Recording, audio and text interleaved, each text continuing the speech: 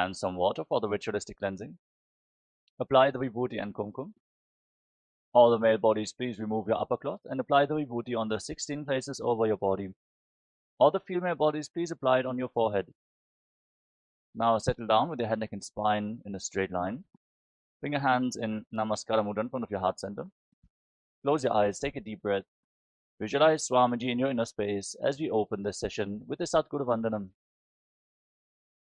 Nithyanandam Paramasukharam Kevalam Jnanamurtim Dvandvatitam Gagana Sarusham Tadpamasyadilaksham Ekam Nityam Vimalamajalam Sarvadi Sakshibhutam Bhavatitam Trigunarahitam Sadgurum Tam Namami. Next, we are going to invoke Paramashiva's presence by chanting the Shiva Mula Mantra. Om Ham Haum Shivaya Namaha 11 times. Please follow along internally. Om Ham Haum Shivaya Namaha.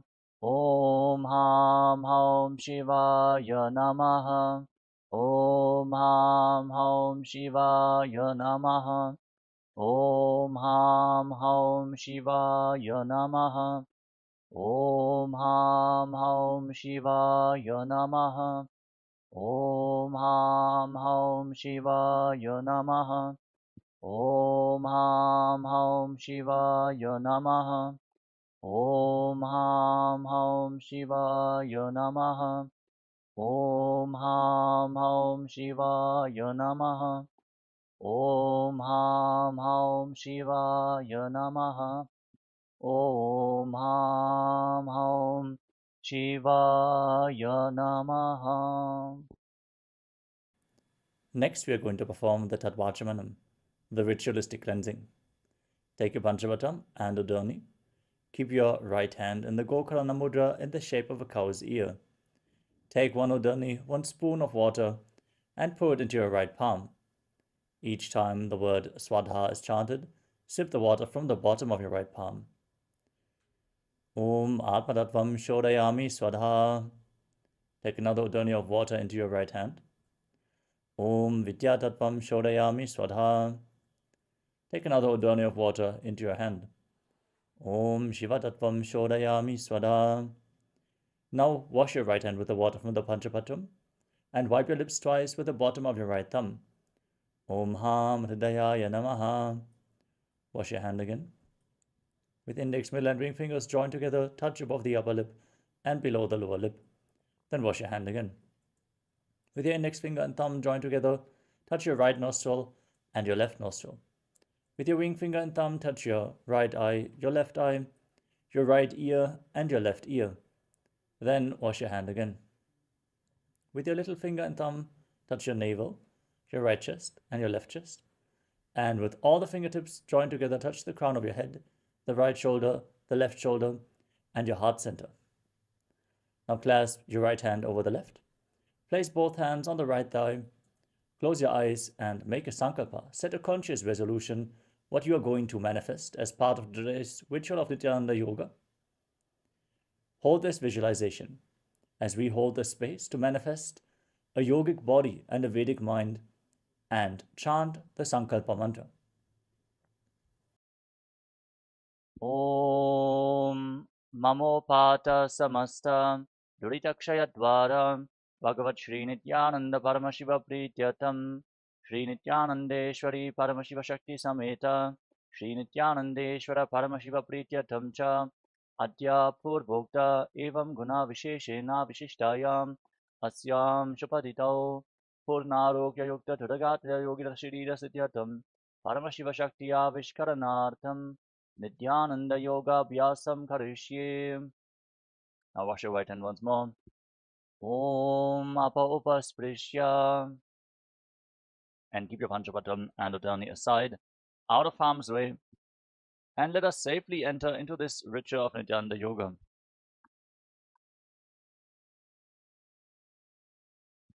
Starting off with the first asana of the sequence, Sukhasana. Sit in a comfortable cross-legged position and keep your head, neck and spine in a straight line. Place your hands on top of the knees in Bindu Mudra with index fingers and thumbs together. Engage Mahamudra Bandha, all three bandhas. The root lock, Mula Bandha, contracting the perineal floor and pulling it inwards. Uddiyana Bandha, contracting the abdominal muscles above and below the navel and pulling your stomach in and up towards your spine. And the Jalandhara Bandha, the throat lock, tucking your chin to the chest firmly while internally contracting your throat muscles. Again, all the three bandhas form Mahamudra Bandha. Now visualize Lord Shiva in your inner space and breathe in Samana Kumbhakam. Inhale fully into your navel region and hold your breath. Visualize a flame being formed in your stomach rising upwards. And internally chant the first japa of the sequence, Soham. Visualize the japa rotating around your throat in a circular manner, cleansing your Vishuddhi chakra and activating Vak Shakti, the power of speech. As we enter into the first asana of the sequence, Sukhasana. Sukhasana. Tat Sukhasanamityuktam Ashaktastat Asanam Vijitam Yena Jitam Tena Jagatrayam. Parvatasana. Now place your feet on top of opposite thighs. Sit in Padmasana, the lotus posture. Join your palms in Anjali Mudra and raise them up above your head. Engage Mahamudra Bandha, all three bandhas, root lock, abdominal lock, and throat lock as you visualize yourself as Mount Kailash in Parvatasana. Athavakshe Mahadeva Parvatasana Mangalam Yatkritva Sthira Rupi Syat Shatchakradi Vilopanam. Halipavasana. Now extend your feet away from the body. Join the soles of the feet together. Interlock your hands behind your back in Parasha Mudra. Gaze towards the tip of your nose as you lean forward and down. Place your forehead on the ground behind your heels. Engage Mahamudra Bandha, all three bandhas, and visualize Swamiji in your inner space. Purava Vidiyahu Mejano Ubhai Pagathali Samputatano Vishtupachedo Karalyavo Dachina Karaso Vam Gahavo. Nagipavasana. Now rise up and extend your arms out in front. Cup your palms and place them on the ground in front of the feet as you place your forehead once more on the ground behind the heels. Gaze towards the tip of the nose. Engage Mahamudra Bandha, all three bandhas, and visualize yourself as a snake. Purava Vidhi Pari Agane Nito Ho Bikahu Nipanasyo Lagagi Hatha Agane Dharti Lagave Pasari Dobo Hataki Anjuli Kare. Kokilasana. Now rise up. Bring your hands into Prana Mudra. Extend index and middle fingers and hold on to little and ring fingers with your thumbs. Then catch your big toes. Extend your legs forward and up straight. And then cross your legs into Padmasana and lean forward and down onto your elbows. Engage Mahamudra Bandha and visualize yourself as a bird. Athan Yadasanam Vakshye Yena Siddho Bhavennaraha Akasmad Vayu Sancharam Kokilakshyasanena Cha. Nithya. Rise up. Now place one foot on top of the opposite knee and the other foot below the opposite knee. Hold on to opposite elbows and start rotating your arms in wide circles. Engage Mahamudra Bandha, all three bandhas, gaze to your nose and visualize Swamiji in your inner space.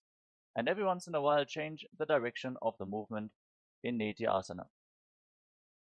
Goda Bama Padiki Ashamahili Soja Dachitarana Kobara Lota Parikul Prasamoja Bama Padako Mahilo Bahuro Pajutana Tapari Goda Dachiki Ashabarali Dhana. Gajasana. Now place your palms flat on the ground in front of you and raise your hips up high. Scoop your head and chest forward and down again and again as you pull your stomach in and up in Uddiyana Bandha. And visualize yourself as an elephant in Gajasana, the elephant pose. Nyujjam Padagre Bhumo Pritvalambi Bhuyamastakaagre Nidhaya Nitambam Urdhvamunnamaya Nabilaksham Bhumo Nasika Maninya. Ritualistic. Now from the same posture, alternate pushing one heel to the ground while lifting the other heel up again and again. Engage Uddiyana Bandha, the abdominal lock, and visualize yourself as a bear. Ekaikam padama puncha gajasanam kuryat rikhasanam bhavati. Vaishyasana. Now rise up. Stand on the tips of the big toes if you can. Otherwise, you can stand on the tips of your toes. Bring your hands in front of your chest in Hridaya Mudra with index, middle, and ring fingers joined together. Keep your elbows raised. Put your stomach in and up in Uddiyana Bandha. And visualize Swamiji in Vaishyasana. केशेन पादयुगलं बन्ध्वातिष्ठेदधोमुखः अथ वैश्याभक्ष्ये यत्कृत्वा सत्यवान् भवेत्. Next up is Urdhvajanu. Now stand in Arimandi. Heels together, toes pointing outwards and knees bent. Remember Arimandi, we're going to perform it in various karanas of this sequence. Now bring your hands to the chest, elbows raised. Then lift one knee up along the center of your body in a circular motion and follow along with the respective hand gracefully again and again.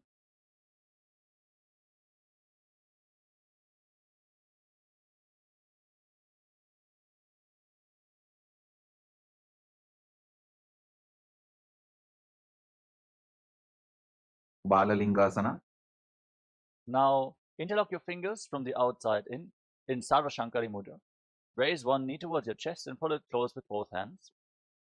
Engage Mahamudra Bandha, all the bandhas, and visualize yourself holding a baby in Balalingasana. एकं दानु उरसि आलिङ्ग्य स्थातव्यं बाललिङ्गनं भवति. Padabidhanasana. Now pull the foot behind towards your buttocks with your hands interlocked in Parashu Mudra. Keep your knees together, stand straight, engage all the bandhas, and visualize Swamiji in your inner space. स्थित्वैकस्मिन् पादतले कराभ्यां वेष्टयेत्तनं पृष्ठे संस्थाप्य यत्नेन पादपीडनमासनं. Natarajasana. Now hold the sole of the foot from the inside. Kick your leg back and up as you extend the other arm forward with the hand in Bindu Mudra with index finger and thumb together. Visualize yourself as Lord Nataraja in Natarajasana. उत्तानपादं क्रौञ्चं च मरीचिं वीरभद्रकं नटराजं त्रिकोणं च सुप्तान्गुष्टप्रसारणे. Balalingasana. Now again, interlock your fingers from the outside in and pull the other knee up towards your chest with your hands. Engage Mahamudra Bandha and visualize holding a baby. एकं जानु उरसि आलिङ्ग्य स्थातव्यं बाललिङ्गरं भवति. Padapidhanasana. Now pull the foot back towards your buttocks with your hands in Padashu Mudra. Engage all the bandhas and visualize Swamiji in Parapidhanasana on the other side. स्थित्वैकस्मिन् पादतले कराभ्यां वेष्टयेत्तनं पृष्ठे संस्थाप्य यत्तेन पादपीडनमासनं. Natarajasana. Now hold the sole of the foot from the inside, kick your leg back and up, lean forward with the other arm extended forward, hand in Bindu Mudra. Visualize yourself performing the cosmic dance as Lord Nataraja. उत्तानपादं क्रौञ्चं च मरीचिं वीरभद्रकं नटराजं त्रिकोणं च सुप्ताङ्गुष्टप्रसारणे. Moving on to Ardharishta Karana from Arimandi. Bring your hands to the chest, elbows raised. Then step the right foot behind the left foot and swing your right arm back and forth like a pendulum. Gracefully move your fingers one by one. Then place your right hand over top of your nose, uncross your ankles, and step the left foot behind to repeat the movement on the other side.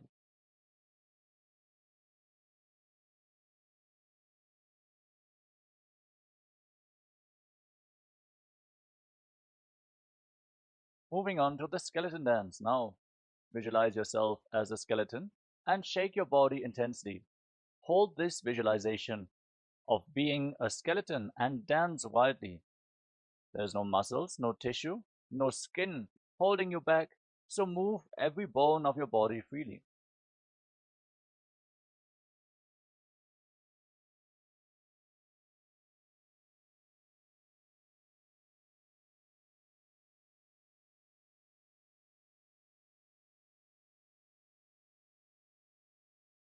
Next up is Katichina Karana from Arimandi. Cross your arms over top of your head with the palms facing back. Turn your body to one side and open up your arms over top of your head. Return to the center, cross your arms, open them up to both sides again and again as you follow along with your breath.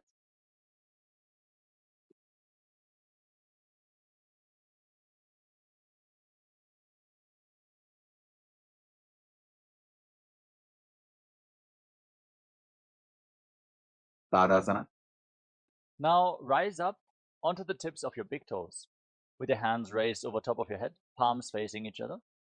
Engage Mahamudra Bandha, all three bandhas, and visualize yourself as a palm tree as you internally chant the new japa, Shivoham, in Tadasana.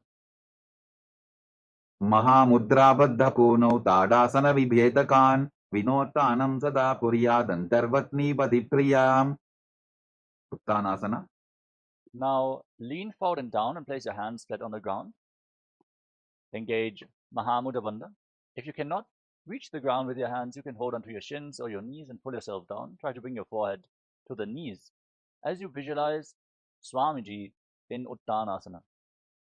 महामुद्राबद्धपूर्णौ ताडासनविभेदकान् विनोत्तानं सदा कुर्यादन्तर्वत्नीपतिप्रियाम्.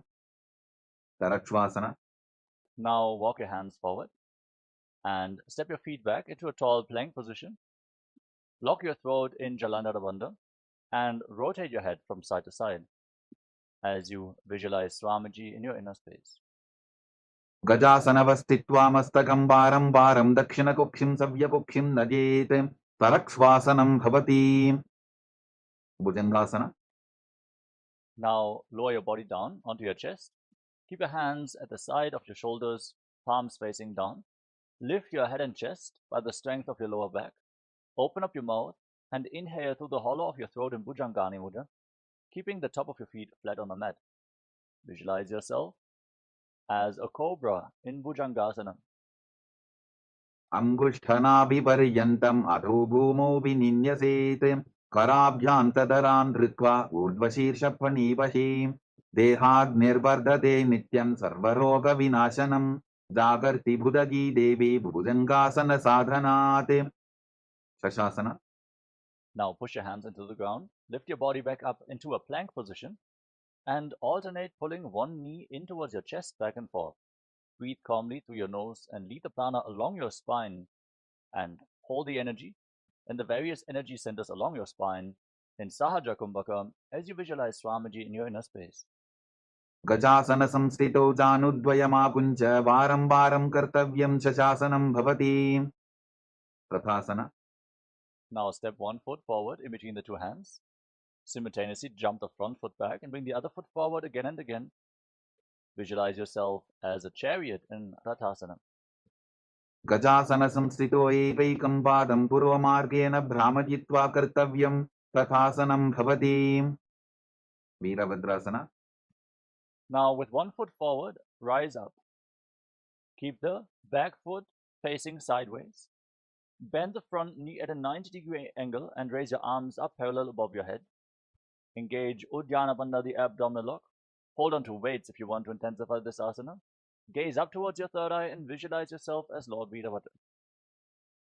वासिष्ठमथ कौण्डिन्यम् ऊर्ध्वकुक्कुटमेव च अष्टावक्रमथोत्थानं मयूरं सेतुबन्धनम् उत्थानपादं क्रौञ्चं च मरीचिं वीरभद्रकं नटराजं त्रिकोणं च सुप्ताङ्गुष्ठप्रसारणे. Virabhadrasana. Now exchange the position of your feet. Bring the other foot forward. Back toes facing sideways. Bend the front knee. Raise your arms up, holding on to weights if you want to intensify this asana. Engage Uddiyana Bandha, gaze to your third eye, and visualize yourself with 8 arms as Lord Veeravata in Veeravatasana on the other side. वासिष्ठमथ कौण्डिन्यम् ऊर्ध्वकुक्कुटमेव च अष्टावक्रमथोत्थानं मयूरं सेतुबन्धनम् उत्थानपादं क्रौञ्चं च मरीचिं वीरभद्रकं नटराजं त्रिकोणं च सुप्ताङ्गुष्ठप्रसारणे. Vrikshasana.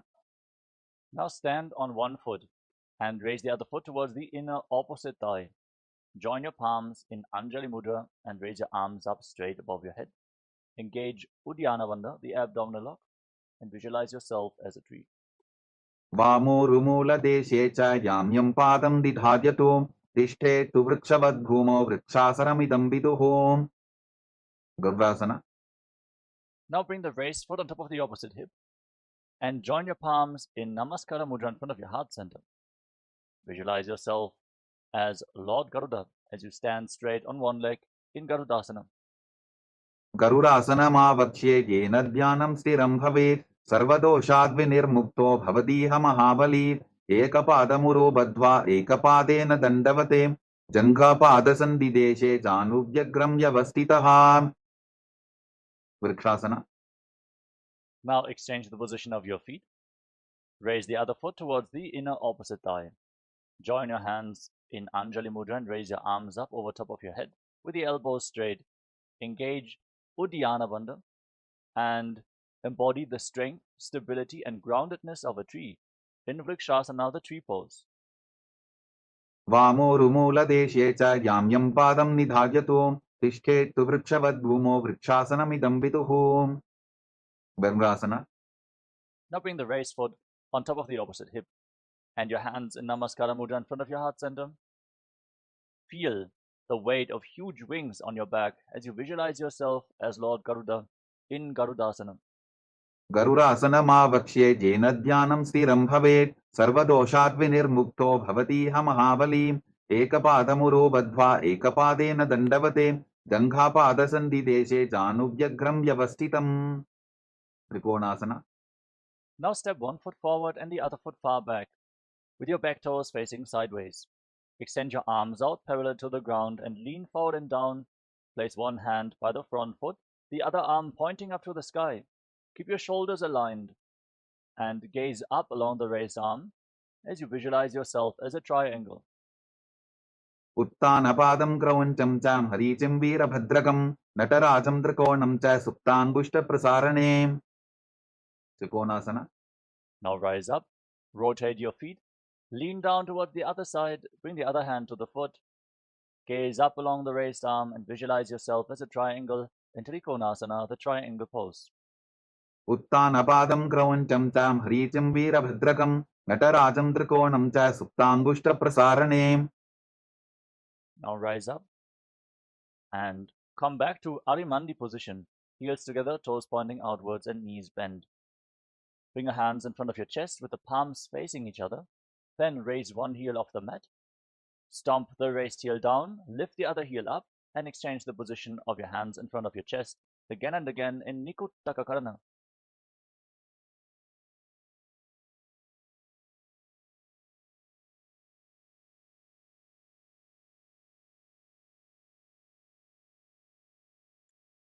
अंगुष्ठासना. Now squat down. Raise your heels off the mat and sit on raised heels with your perineum. Keep your knees off the ground and join the knees together. Bring your hands in Namaskara Mudra in front of your heart center. Start buzzing like a bee on the inhalation and exhalation in Brahmari Kumbhaka. And visualize Swamiji in your inner space as you internally chant the new japa Sadashivoham in Angushtasana. कबन्धासनमित्याहुः गोरक्षासनमेव च अङ्गुष्ठमुष्टिकं न्येयं ब्रह्मप्रासादितं तथा सौरासना.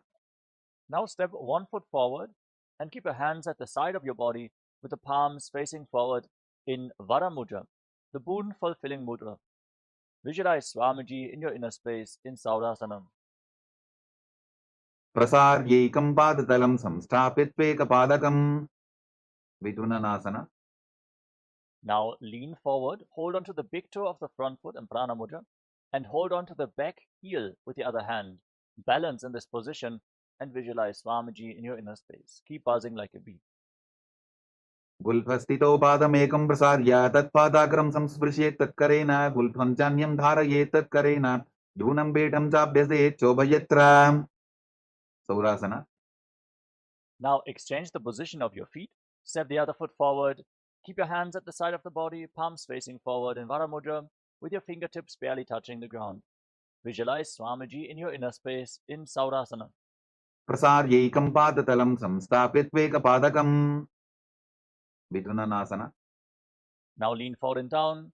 Catch the big toe of the front foot and the heel of the back foot. Balance and visualize Swamiji in your inner space. गुल्फस्थितौ पादमेकं प्रसाद्य तत्पादाग्रं संस्पृशेत् तत्करेण गुल्फं चान्यं धारयेत् तत्करेण धूनं पीठं चाभ्यसेत् चोभयत्र ब्रह्मचुरङ्कुशासना. Now step both feet in towards your body. Sit on raised heels and separate your knees. Place your hands on top of the knees with the palms facing up. Lock your throat in Jalandhara Bandha and gaze through the gap between the palms in Shambhavi Mudra. with your eyes open wide, not blinking. Actually gaze inwards with your eyes open wide. Experience eternity as you visualize Swamiji in Brahmadrankashasana. दोबू फणा पानी होए वैसे AD दो बुदानी वैसे कोरबक दलिया की माहिली Ayush माहेरा शेमिली कपिलासना. Now drop your knees to the ground. Keep your toes tucked and sit on raised heels. Place your hands flat on your thighs and pull your stomach in and up in Urdhvajanu Bandha. Gaze towards the tip of the nose and visualize yourself as sage Kapila Muni, the founder of Mahanidvani Akara, our Akara, in Kokilasana. उभई बक थली सम ठहरावे तिनको माहिली core मिलावे फना पानी cooker होए वैसे AD दोबू जोनी निवैसे भद्र गोरकासना. Now, maintain your body in the same position. Shift your gaze up towards your third eye and visualize Swamiji in your inner space, the supreme pontiff of Hinduism, Mahamandaleshwara of Mahanidvani Akara, in Bhadragodakasana. दोबू बकतली संपुट करे कोरवारिली भूपरि धरे कोरवारिली Rafe ऐसे तापरी मूल द्वार डिगी बैसे सूर्यासना. Now raise your knees off the ground and join the soles of your feet together. Keep the knees wide apart. Join your thumbs and little fingers and open up your palms resembling a lotus flower in Padma Mudra. Raise your arms up over top of your head and gaze up through the gap between the palms as if you're offering flowers to Lord Surya. Engage Uddiyana Bandha, the abdominal lock, and visualize Lord Surya in your inner space. एडी दोबू बुता दरियाने फना पानी बैठक पुन निठाने गोड़ा जंगा अधर करी रहे आडे वाम इसी विधि कहे मंडुकासना. Now drop your knees to the ground. Place the top of the feet flat on the mat and sit in between your heels with your toes touching behind your back. Place your hands on your knees. Push your tongue up flat against the palate of your mouth in Manduki Mudra. Gaze towards your third eye and breathe calmly through your nose in Sahadra Kumbhaka as you visualize yourself as a frog. पाद तलौ पृष्ठ देशे अंगुष्टे द्वे च संस्पृशेते जानु युग्मं पुरस्कृत्य साधयेन्मण्डुकासनम् उत्तानमण्डुकासना. Maintain your legs in the same position. Bring your arms up and cross them behind your back, holding onto opposite shoulders. Push your elbows against your head. Engage Uddiyana Bandha. Gaze towards your third eye. Push your tongue up in Manduki Mudra and visualize yourself as a frog in Uttana Mandukasana. मण्डुकासन मध्यस्थं कोटपराभ्यां धृतं शिरः एतद्भ्येकवदुत्तानम् एतदुत्तानमण्डुकम् सिंहासना. Now cross your feet and sit on the raised heel. Keep your knees slightly separate. Place your hands flat on top of the knees. Gaze towards the tip of your nose and stick your tongue out. Exhale forcefully through your mouth again and again. Roar like a lion in Simhasana. दक्षिणं सव्यपुल्भेन दक्षिणेन तथेतरम् हस्तौश्च जान्वो संस्थाप्य स्वाङ्गुलीश्च प्रसार्य च भद्रासना. Now, keep your knees wide apart and join the soles of the feet together behind your back with your toes pointing backwards. Cross your arms behind your back and hold on to opposite big toes in Prana Mudra with index and middle fingers. Lock your throat in Jalandhara Bandha. Gaze towards the tip of the nose and visualize Swamiji in your inner space in Bhadrasana as you return to buzzing like a bee on in and exhalation in Brahmari Kumbhaka. गुल्फौ तवृषणस्याधो व्युत्क्रमेण समाहितः पादाङ्गुष्ठौ कराभ्यां च धृत्वा च पृष्ठदेशतः काकभुसन्ध्यासना. Now place your feet flat on the ground and bring your arms in between the legs. Wrap your arms around your legs and behind your back. Try to interlock your fingers in Parasha Mudra as you gaze towards the tip of the nose and visualize yourself as a crow. प्रथमे बेसकोकड़ठाने Dogu हाथ पकम वीच आने तिनको मोड़ी नल्या परिल्यावे पिष्टपछे काकसी करावे कानीपोआसना. Now place your palms flat on the ground and bring your knees on top of your arms towards your armpits. Raise your hips, lean forward, find balance, and then lift your feet off the mat. Balance on your arms as you visualize Swamiji in Halipavasana. आसन को गुण आशीर्षिता होगी तो आची होई कपालियासना. We're now going to enter into the first inverted posture of this sequence. Place your hands on the ground. Place your head on the mat. Form a triangle between your head and your hands. Set yourself up in front of a wall for support if needed, or ask a partner to assist you. As you raise your hips, walk your feet forward, and then lift your legs up straight into a headstand. Gaze towards the tip of the nose and visualize Swamiji in your inner space. Keep buzzing like a bee in Brahmari Kumbhaka in Kapali Asana. शीश शीशा धरती टेकी पबदो वो मिलिवा ऊंचा भुकरे पार्श्वमयूरासना. Gently lower your legs down. Come to a squatting position with your hands flat on the ground in front of you. Start breathing in Rejaka Kumbhaka. Exhale fully and hold your breath after each exhalation. As you twist your body to one side, align one knee and the respective hip with your elbows. Lean forward, find balance, lift your body off the mat and extend the legs out to the side. Gaze up towards your third eye and visualize yourself as a peacock in Paramashivoham. मयूरं दण्डवत् कुर्यान् मायूरं दण्डनामकं कुर्यान् मायूरं पार्श्वाभ्यां मायूरपार्श्वनामकं पार्श्वमयूरासना. Now rotate your body in the opposite direction. Again, lean one knee and the respective hip onto your elbows. Find balance, extend your legs out to the side as you gaze to your third eye while visualizing yourself as a beautiful peacock. मयूरं दण्डवत् कुर्यान् मायूरं दण्डनामकं कुर्यान् मायूरं पार्श्वाभ्यां मायूरपार्श्वनामकं बहिरागनाथासना. Now walk your hands forward and step your feet back into a tall plank position. Step one foot outside the shoulder in between the two hands. Push your hips forward and down, lift your head and gaze up towards your third eye as you visualize yourself as Lord Kala Bhairava in Bhairaganathasana. आसन को गुणपीति जायी बहिरागनाथासना. Now step the front foot back. Bring the other foot outside the shoulder in between the two hands. Push your hips forward, lift your head up, gaze towards your third eye and visualize yourself as Lord Kala Bhairava. आसन को गुणपीति जायी उन्मुख पीठासना. Now step your feet back and bring your elbows, bring your forearms down to the ground. Lift your head and gaze up towards your third eye. As you visualize Swamiji in your inner space, try to touch your heels to the ground in Unmukha Pitasana. भून्निष्ठौ जानुनी हस्तौ चतुष्पदममाङ्मुखम् उत्थापिताङ्घ्रियुगलकटिस्थलमभिरुका वसिष्ठासना. Now rise back up onto your arms. Rotate your body. Lift one arm up straight to the sky. Keep your body straight as a plank. Your shoulders aligned. Gaze up along the raised arm and visualize yourself as Sage Vashishta. ऊर्ध्वकुक्कुटवासिष्ठमरीचिहलमत्स्यकं परिवृत्तिं चोदरस्य विविधं धनुरासनम् वसिष्ठासना. Now bring the raised hand down to the mat. Rotate your body in the opposite direction and lift the other arm up to the sky. Gaze upwards. Keep your core engaged, your body straight as a plank. Visualizing Sage Vashishta in Vashishthasana on the other side. ऊर्ध्वकुक्कुटवासिष्ठमरीचिहलमत्स्यकं परिवृत्तिं चोदरस्य विविधं धनुरासनम् अंजनीयासना. Now come to a seated position with your legs extended forward. Bring your hands underneath the buttocks with the palms facing upwards. Lock your throat in Jalandhara Bandha. Gaze towards the tip of your nose and internally chant the new japa Mahasadashivoham as you visualize yourself as Lord Hanuman in Anjaneyasana.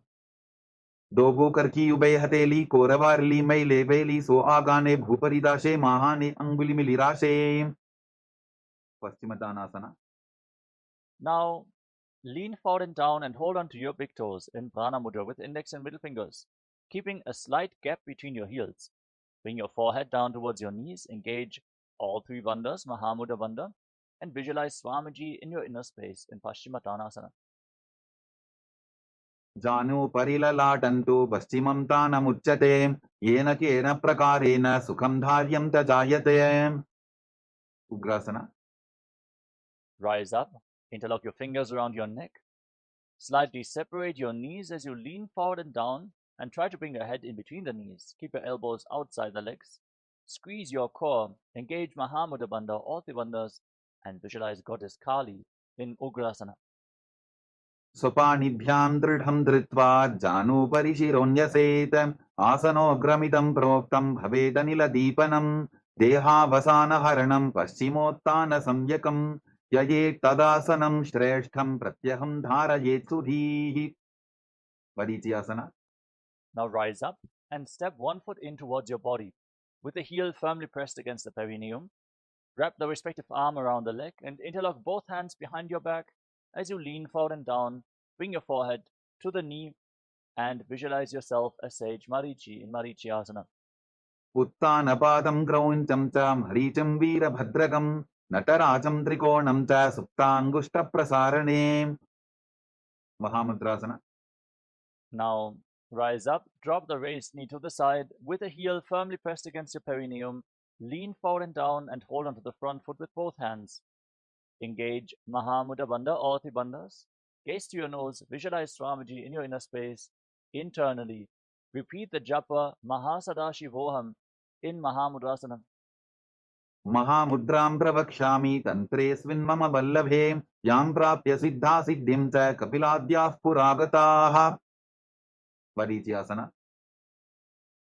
Now rise up and exchange the position of your legs. Step the other foot in towards your body, heel against the perineum, knee raised. Wrap your arms around your back, interlock your fingers behind, and try to bring your forehead against the knee as you visualize yourself as Sage Marichi. उत्तानपादं क्रौञ्चं च मरीचिं वीरभद्रकं नटराजं त्रिकोणं च सुप्ताङ्गुष्ठप्रसारणे Mahamudra. Now drop the waist into the side. Hold onto the front foot with both hands. Gaze to your nose. Exhale and hold your breath as you engage Mahamudra Bandha and visualize Swamiji in your inner space in Mahamudrasana. महामुद्रां प्रवक्ष्यामि तन्त्रेऽस्मिन् मम वल्लभे यां प्राप्य सिद्धा सिद्धिं च कपिलाद्याः पुरागताः Asana. Now rise up. Join the soles of the feet together in front of your body. Interlock your fingers around your toes and pull your heels against your perineum. Gaze up towards your third eye. Try to bring your knees to the mat. Push them down by the strength of your groin as you visualize Swamiji in your inner space in Parvatasana 2.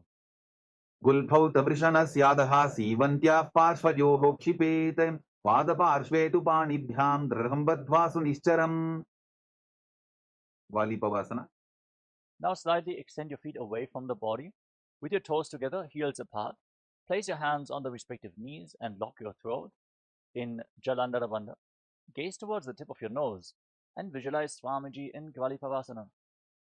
पूरवचर पिटचोक कख्यो सोही वाही बिटी चोकी जे सोई जामे AD भिन्न जराशे अंगुल 8 अंतरो राशे Asana. Now bring your feet back in towards your body. Hold onto the soles of the feet with all 10 fingers. Then lean forward and down. Place your forehead and your elbows on the ground. Gaze towards the tip of your nose and visualize Yoni Mandala, the visual reflection of Devi Paramashiva Shakti in Joni Asana. दोगो पगदली संपुट करे AD मेड़ के ढिंग दरे अर्धहात को अंतर राशे लीलाट पकचलिया उपरदाशे बिडकी Asana. Rise up, extend your feet away from the body with your heels together, toes apart. Extend your arms out to the side and lean forward and down. Try to bring your forehead on the ground behind your heels as you gaze to your nose and visualize Swamiji in your inner space. पूरव विधि परिपगथली संपुट शोल एडी मिली राशे सिद्ध समाधि Asana. Rise up, bring your feet back in towards your body with your toes together and your heels apart. Scoop your hands below the shins, palms facing up. Bring your face on the mat and your toes against your throat as you gaze to your nose and visualize Lord Surya in your inner space. दोगो पगदली संपुट करे सोले मेढ़ आगा मेधरे अंगुल 8 अंतरो राशे AD को ऐसे विदिताशे की Asana. Now rise up. Bring your feet against your perineum, heels together, toes apart. As you hold onto the soles of the feet, open them up like a book and push your legs down with your elbows. Gaze towards the tip of the nose and visualize Swamiji in Chinakipavasana. दोगुपका की AD धरती मदिवा मेढ रगावे Sukhasana. Now, with the soles of the feet firmly together, heels against your perineum, place your hands on the respective knees and gently push them down to the ground. Try to touch your knees to the mat. Pull your stomach in and up in Uddiyana Bandha. Gaze towards your third eye and visualize Swamiji in your inner space in Jadapata Chokasana. दोबू पगदली संपुट धारे आबाने कैजारे पसारे गोरा भूसो लगता राशे हाथ दोबू गोरा परिदाशे भैरवासना. Now rotate your feet. Bring your toes to the mat and lift your heels off the ground with the soles of the feet together. Use the support of your hands. Then try to bring your knees down to the ground and place your hands on top of the knees in Bindu Mudra with index fingers and thumbs together. Pull your stomach in and up towards your spine firmly in Uddiyana Bandha. Gaze towards your third eye and visualize yourself as Lord Kala Bhairava in Bhairavasana. गुल्फो संपीड्य चान्योन्यं विक्रमेणोत्थितं शनैः जान्वोः पार्श्वगतौ हस्तौ दण्डवद् भैरवासनम्. समानासना. Relax. Now bring one heel against your perineum and the sole of the other foot against your chest with both hands. Gaze towards your third eye. Visualize Swamiji in your inner space. Fully exhale and hold your breath in the Muladhara Chakra in Samanasana. समानासनमावक्ष्ये सिद्धमन्त्रादिसाधनात् एकपादमरो दत्त्वा गुह्योऽन्यलिङ्गवक्त्रके. उपानासना. Now lift the raised leg over top of the respective shoulder and keep your hands on the ground next to your body, extending the other leg forward and up. Gaze towards your third eye and visualize Swamiji in your inner space in Apanasana. केवलं पादमेकञ्च स्कन्धे चारोपे यत्ततः एकपादेन गगने तिष्ठेत्तदण्डवक्त्रभोन्. समानासना. Now bring the other heel against your perineum and lift the sole of the other foot against your chest. Gaze up towards your third eye and visualize Swamiji in your inner space in Samanasana. समानासनमावक्ष्ये सिद्धमन्त्रादिसाधनात् एकपादमरो दत्त्वा गुह्योऽन्यलिङ्गवक्त्रके. अपानासना. Now lift the leg over top of your shoulder. Extend the opposite leg forward and up. Gaze towards your third eye and visualize Swamiji in your inner space. केवलं पादमेकञ्च स्कन्धे चारोपे यत्ततः एकपादेन गगने तिष्ठेत्तदण्डवक्त्रभोन्.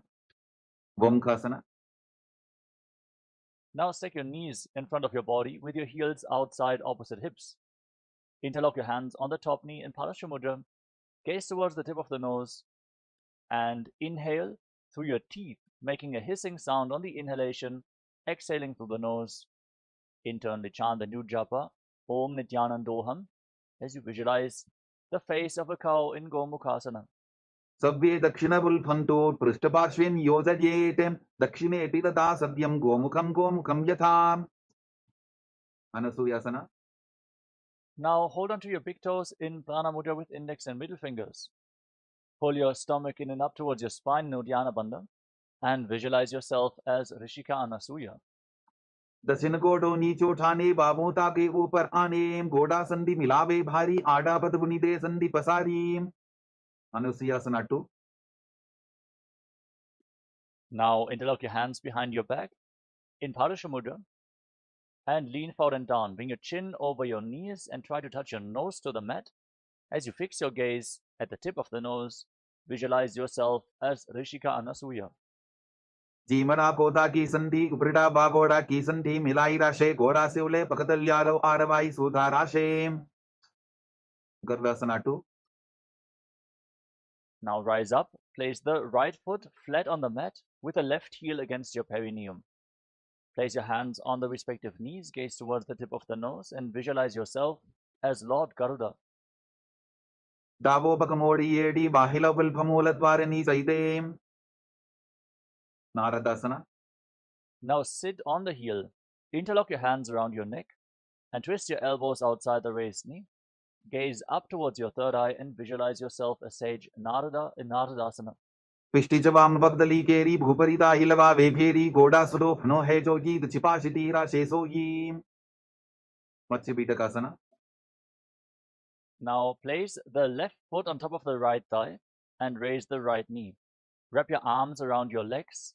Hold on to the right big toe with your hand in Prana Mudra and hold on to the right shin with the left hand. Gaze towards the tip of the nose and visualize Matsya, the fish avatar of Lord Vishnu, in Matsya Pitakasana. वामेन वामाङ्गुष्टन्तो गृहीतं मज्जपीठकं योरिवामेन सम्बीड्य मेढ्रादुपरि दक्षिणम् वंखासना.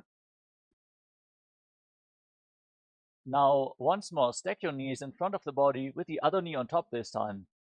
Place your hands interlocked on the top knee. Gaze towards the tip of the nose and sit in the shape of the face of a cow in Gomukhasana, the cow face posture. सव्ये दक्षिणपुल्फन्तो पृष्ठपार्श्वेन योजयेत् दक्षिणेऽपि तथा सव्यं गोमुखं यथा अनसूयासना. Now hold on to your big toes in Pranamudra with index and middle fingers.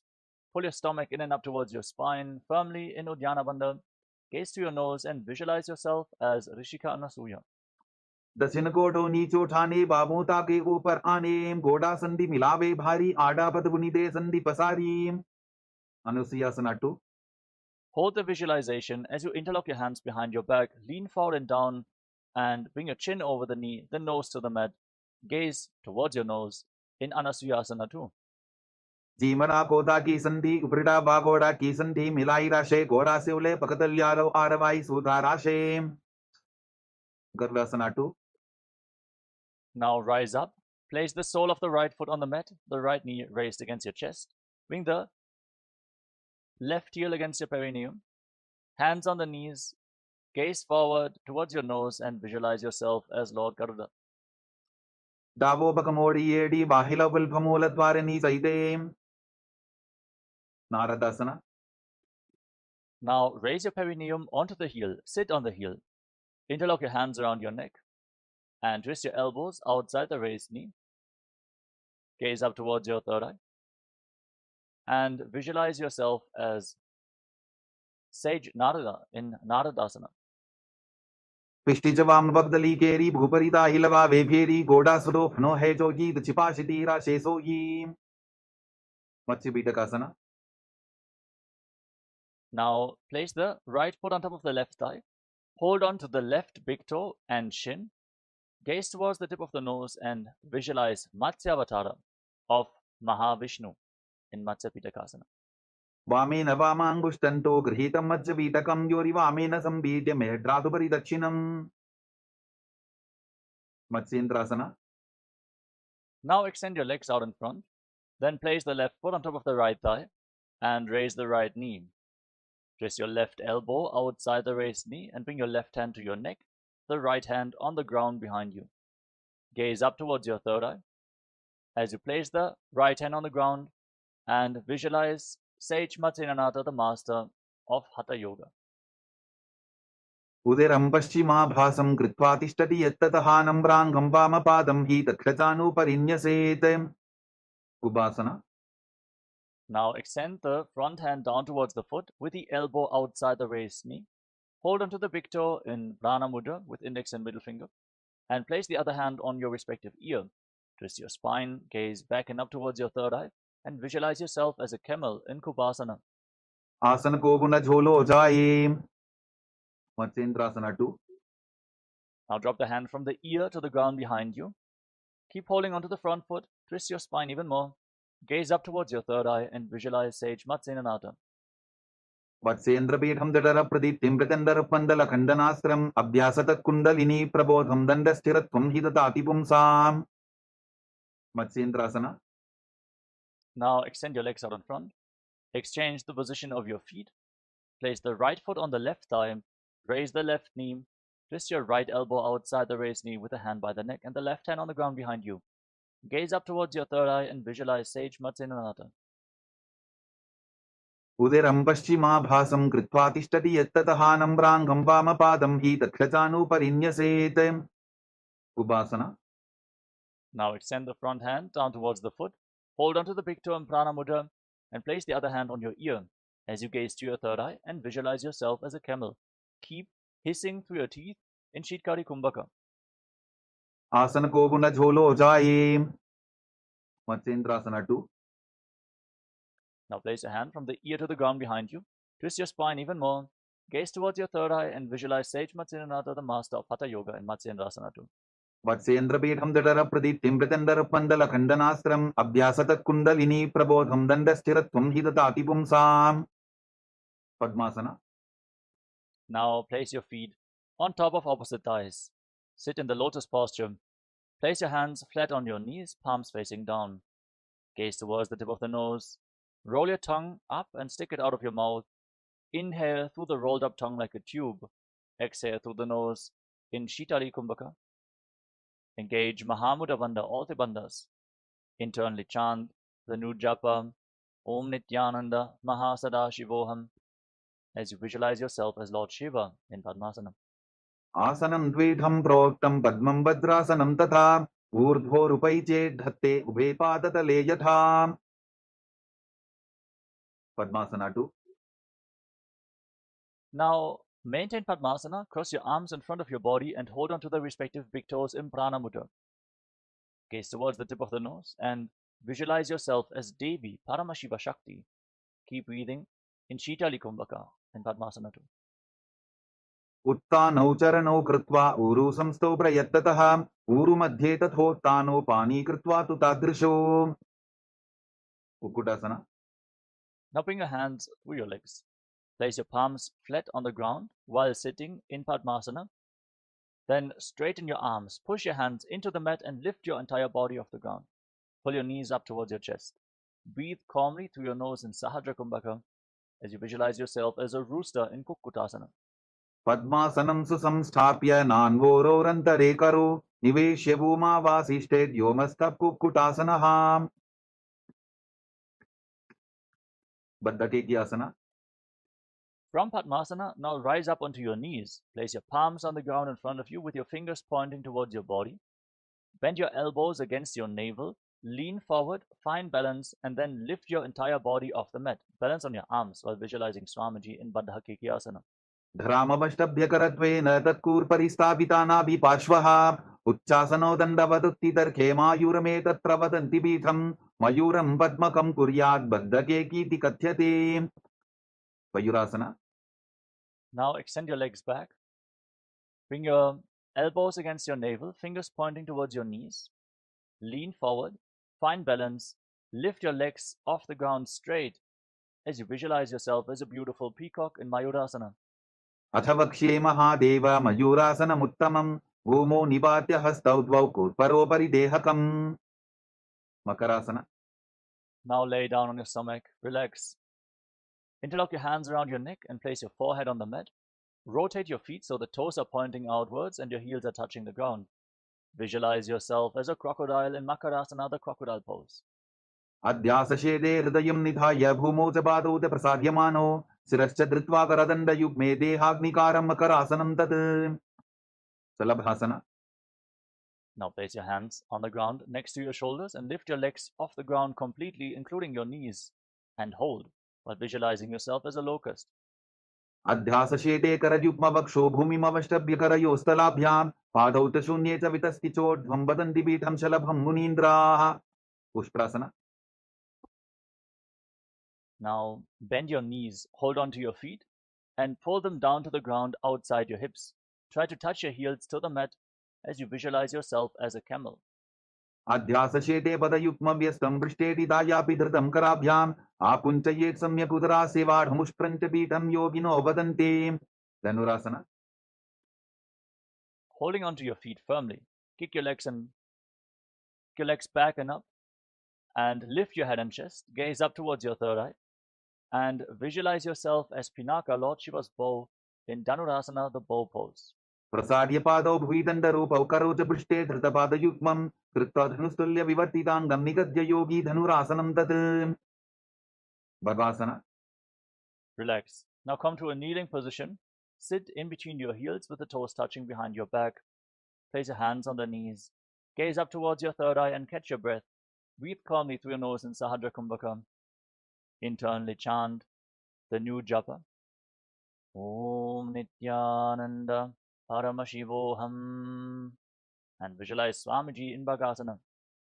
उल्टा मोटी पावतो वैसे बहुरोचिविति करे कैसे पावन महिला बुल्पुत होवु कुलापाशितीला वेसोवु. Gohyasana. Now get ready for another inverted posture. From the kneeling position, place your forearms on the ground, elbows shoulder width apart. Interlock your hands in Paramashivoham. Place your head on the ground and support it with your hands. Raise your hips, walk your feet forward, and then lift your legs off the ground. Keep your knees bent and pull your knees against your chest. Try to touch your chin with your knees as you gaze to your nose and visualize Swamiji in Gohi Asana. दोवो हाथ की कहुनी जोगी पुनः कलाई जाने दोई shirshasana. From the same position, extend your legs up straight. Breathe calmly and deeply. Find your center. As you gaze to the nose, visualize Swamiji in Shirshasana. विपरीतं मण्डलं तद्विधैव विदितं हिनः दण्डासनं दिदा प्रोक्तं विपरीतोपवेशने. कोड्यासना. Gently lower your legs down and come to a seated position. We're now going to enter a sequence of rapid exhalations through the nose. Pull your abdomen in and up and push the air out of your lungs again and again, like the bellows of a blacksmith, without actively inhaling. Don't worry, air will naturally flow back into your lungs in this pranayama, Vastika Kumbhaka. We're going to perform it throughout the next few asanas, so keep exhaling, exhaling, exhaling. Hold onto your calves and extend your legs up straight. Try to bring your forehead to the knees as you visualize Swamiji in Podhyasana. दोवो हाथ पक बाहर आने गोरा तरे काकसी ठाने अंगुष्ठ पिंडली लगता धरे चरण उभे आकाश दिशी करे. परिभाषना. Now bring your hands behind your back and hold on to opposite shoulders. Keep your legs raised, gaze to your third eye and visualize yourself as a mace in Parigasana. उत्तान शयनं कृत्वा पादौ मिलित्वा प्रसाद्याय नितम्बं भूमौ स्पृष्ट्वा हस्ताभ्यां कन्दरां बद्ध्वा. नौकासना. Extend your arms out in front, parallel to the ground. Gaze towards your third eye and visualize yourself as a boat in Naukasana. उत्तान शयनं कोटपराभ्यां भूमिं वष्टद्य हस्तो नितम्बं निधाय. रुद्रासना. Now bring your hands towards your chest, scoop your hands below the feet and pull the soles of the feet against your chest. Gaze towards your nose and exhale rapidly as you visualize yourself as Lord Rudra. पगरली संपूट करी हाथस्य उपक उचाई पकाका अंगूठा दोबो लेवो परलिका नीतालवे. उन्मुख पीठासना. Relax. You can now lay down on your back and breathe calmly. Place your feet flat on the mat. Keep your knees raised. Place your palms flat on the ground just behind your heels. Push your hips off the ground, contract the perineal floor, lock your throat and hold your breath firmly in Mocha Kumbhaka for a long time, forcing the prana into the Sushumna Nadi, the central nadi of your spinal cord. Feel the energy raising as you gaze towards the tip of the nose and visualize Swamiji in your inner space in Unmukha Pithasana too. ऊर्ध्वे च जानुनी कृत्वा छवित्वोर्ध्वमुखं तथा उत्थाप्य हस्तौ तिष्ठेतु पीठ उन्मुखनामके. शवासना. Now lay down flat on your back. Keep your hands at the side of the hips with the palms facing up.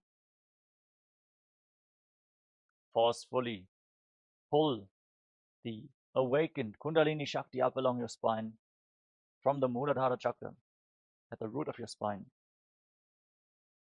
to the Swadhisthana, the Manipuraka, Anahata chakra, to the Vishuddhi chakra, the Anya chakra, the third eye, all the way to the Sahasrara chakra on the crown of your head.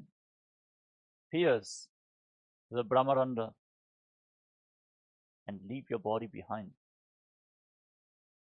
Completely unclutch from your physical body.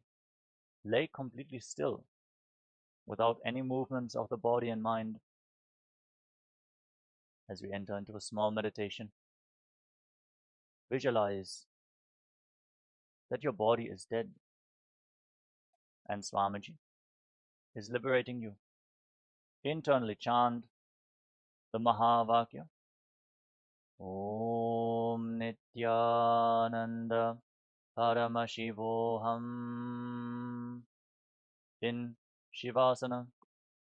उत्तानं शववद्भूमौ शयनं तु शवासनं शवासनं श्रान्तिहरं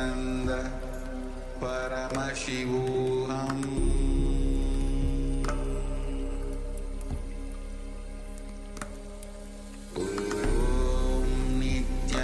Nithyananda Paramashivoham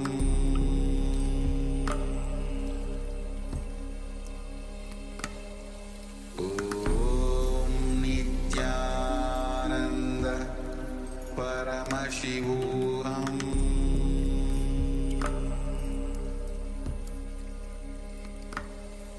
Om Nithyananda Paramashivoham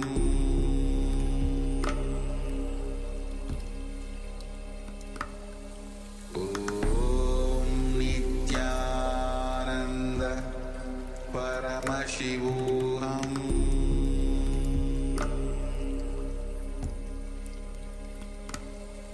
Om Nithyananda Paramashivoham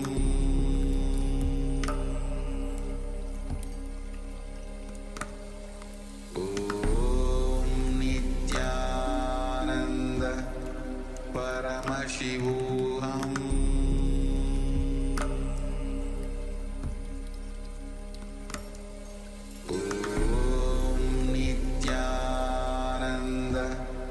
Paramashivoham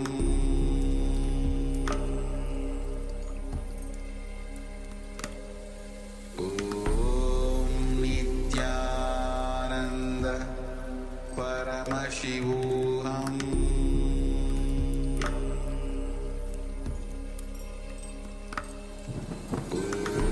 Om Nithyananda Paramashivoham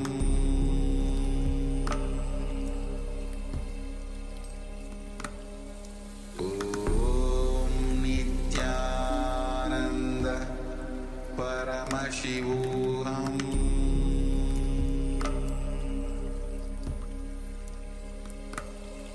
Om Nithyananda Paramashivoham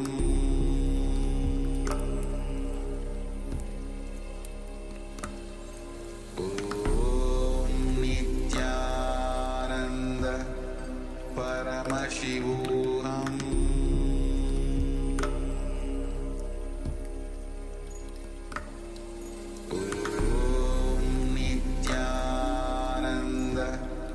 Paramashivoham Om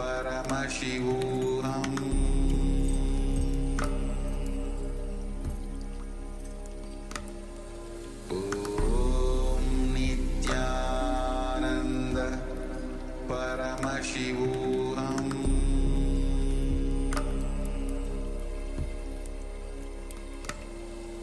Om Nithyananda Paramashivoham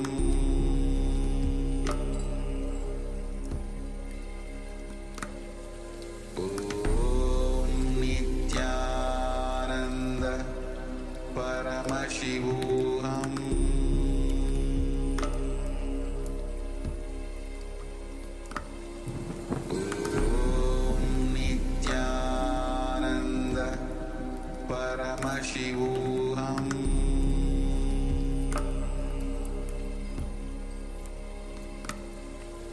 Om Nithyananda Paramashivoham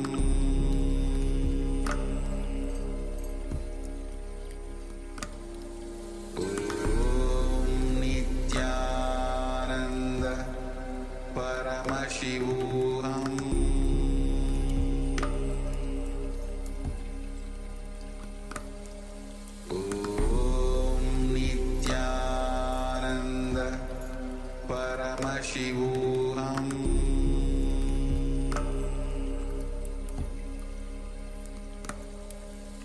Om Nithyananda Paramashivoham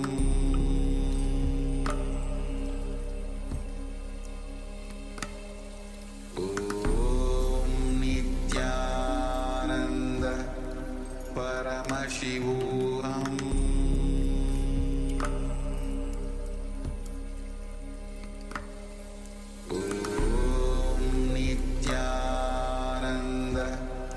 Paramashivoham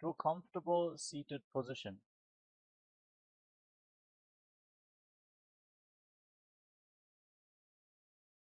Congratulations, you completed the Pratama Vinyasa Krama, the first 108.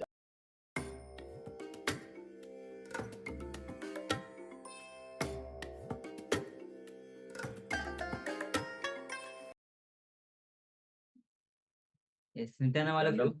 And we just finished 108 asana sequence, the Pratham Vinyasa Krama. So let's take a moment. If you want to have a quick break and come back, just take a couple of minutes and come back.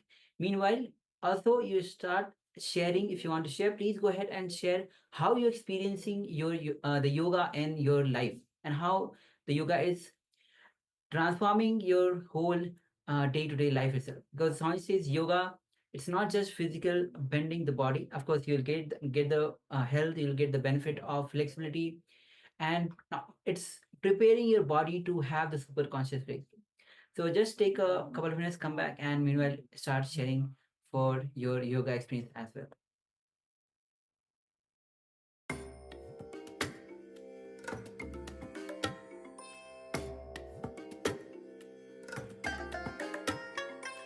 I bless you all. Let you all open all your three eyes and manifest the powers of Mahasada Om Nithyananda Paramashivoham Om Nithyananda Paramashivoham Om Nithyananda Paramashivoham Om Nithyananda Paramashivoham Om Nithyananda Paramashivoham Om Nithyananda Paramashivoham Om Nithyananda Paramashivoham Om Nithyananda Paramashivoham Om Nithyananda Paramashivoham Om Nithyananda Paramashivoham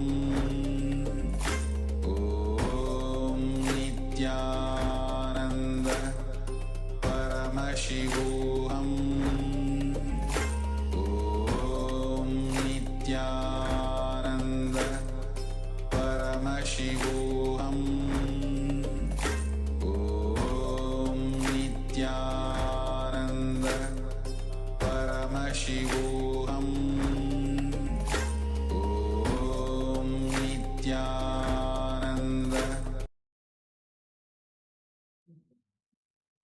Nithyanandam Paramasukadam Kevalam Dhyanamurtim Dvandvatitam Gaganasrisham Tattamasya Adilaksham Ekam Nityam Vimalachalam Sarvadhi Sakshibhutam Bhavatitam Trigunahitam Sadgurum Tam Namami. Yes, Nithyanandam, all of you, and welcome to today's day 11 of Paramashivoham Level 1. Wow, already day 11. Yes, we have covered 11 days. So congratulations to all of you, those who have been with us all these journey of 11 days and even from the past sessions that you are attending. Because when Swamiji is revealing the truths, it directly hits our core. Because the truth is from the being. That's why it directly attacks, actually directly enters into our being. So it is, so all the truth that Swamiji is revealing, whether it is the authentic yoga from the source, which we just performed 108 asana sequence with pramana from the ancient sources, and as we'll be entering into the power manifestation, the power manifestation itself is the science of science from Paramashiva himself. These are not Siddhis, these are Shaktis. Shaktis means it comes from the oneness. So with this, we'll be entering into the power manifestation. Let's have the blindfold ready with you, or the piece of cloth if you don't have the blindfold. And also requesting Ma Anupama, Ma Tina Aura, Ray Yuyen, please switch on your cameras as we are about to enter into the power manifestation. We just had finished 108 asana sequence. So our bodies are in the space of highest frequency. So this is the right time when we start manifesting the powers of Paramashiva. So let's get ready. Before that, be ready with the power blindfold. We'll be entering into the Pramana.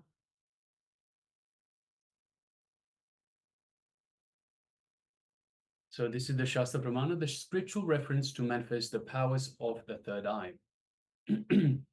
And the Shastra Pramana goes as Kapalan, excuse me, Kapalantarmano nyasya tishtan militalochanaha krame namanaso dhartyat lakshaya lakshamuttamam.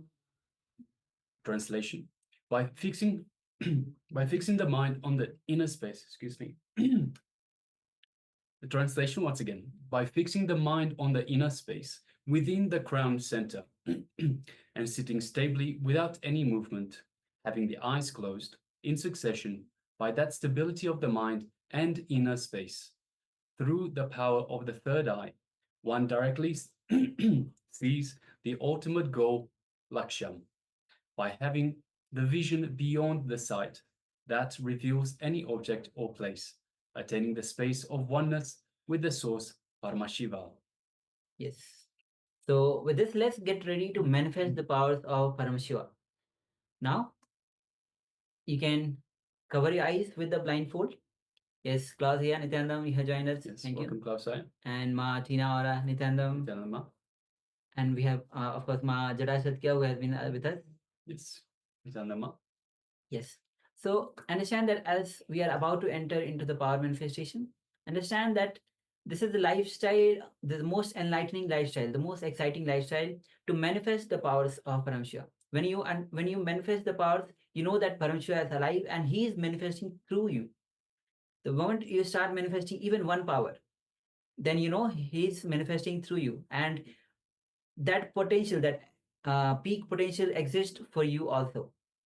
Of course, Paramashiva is there, but when he starts flowing through you, you know that yes, I also have the potential, the ability to manifest the state, space, being, and powers of Paramashiva. So, and understand that all the powers starts manifesting from oneness, that unclutched space. When you unclutch from all the identities that you carry, whether the identity of the gender, whether you feel that you are male or female, when you unclutch from that, whether you feel that all the social identities that you carry, when you unclutch from that, all even the concept of time is a myth. When you unclutch from even the time, even the very body that you're carrying, when you unclutch from the body itself, and you go on unclutching and unclutching, even unclutching from the worries, unclutching from any fears that you have, as you go on unclutching, then you enter in a space of pure oneness and unclutch from even the word unclutch. Then you enter in a space of pure oneness from where the powers of all the powers of Paramasya starts manifesting through you. So, of course, we've gone through the practice of unclutching yesterday, where we simply just observe, but we don't get involved. So as any thought comes up, any insecurity, any pattern, anything that comes up in our mind, we just observe it, but we don't interact with it. We just observe it just the way it rises up, we let it go back down. So unclutching again and again brings us to this space of awareness, of restful awareness. Yes. All right, so let's get ready to manifest, enter into this power manifestation. We'll be seeing picture blindfolded. Means you'll be placing the blindfold in your eyes and covering your two eyes, because we are manifesting the powers of third eye. So light doesn't fall on your two eyes. And sit as you cover your eyes. Now sit with your head neck, spine in a straight line to facilitate the Kundalini to rise up. Now, start visualizing Swamiji in your inner space. His energy flowing through your whole body. Your whole trillions of cells getting energized with Swamiji's energy. His love and compassion flowing through you, radiating through you.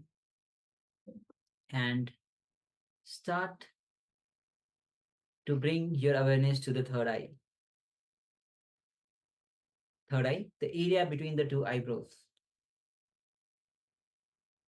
And through your third eye, gaze at Swamiji's third eye.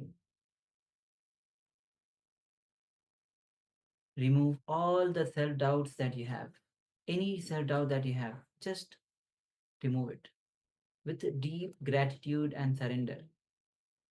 Let's start chanting Mahavakya. Om Nithyananda Paramashivoham.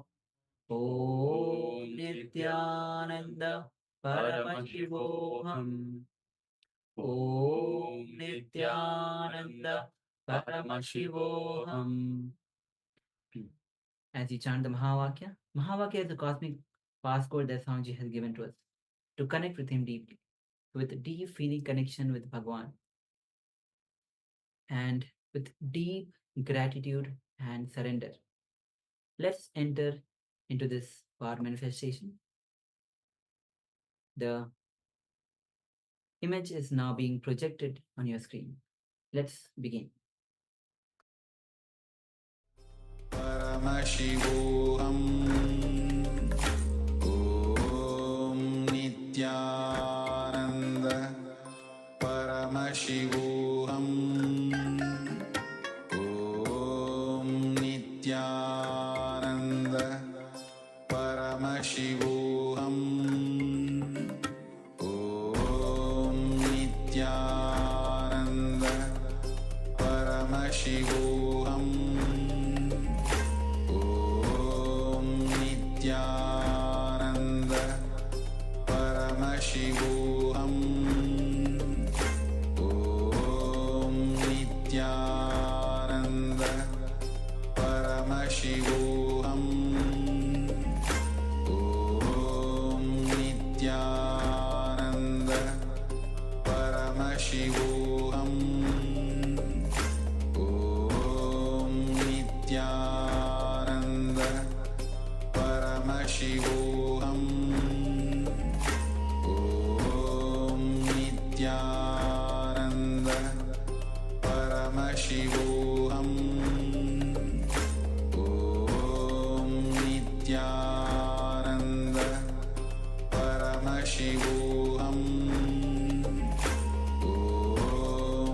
Nithyananda Paramashivoham Om Nithyananda Paramashivoham Om Nithyananda Paramashivoham Om Nithyananda Paramashivoham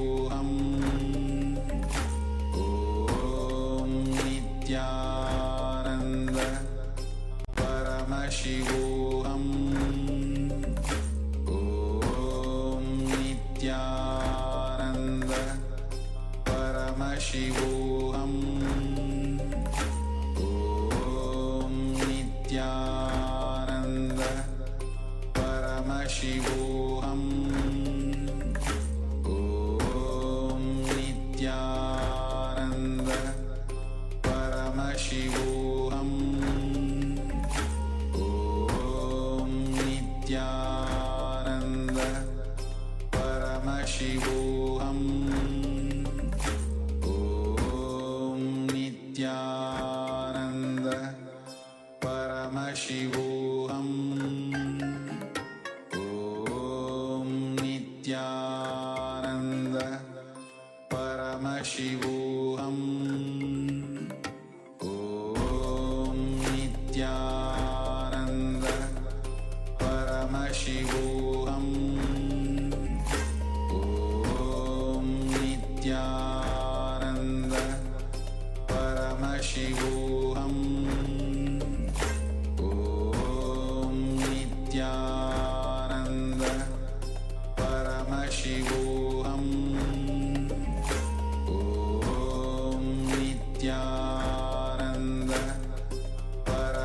Paramashivoham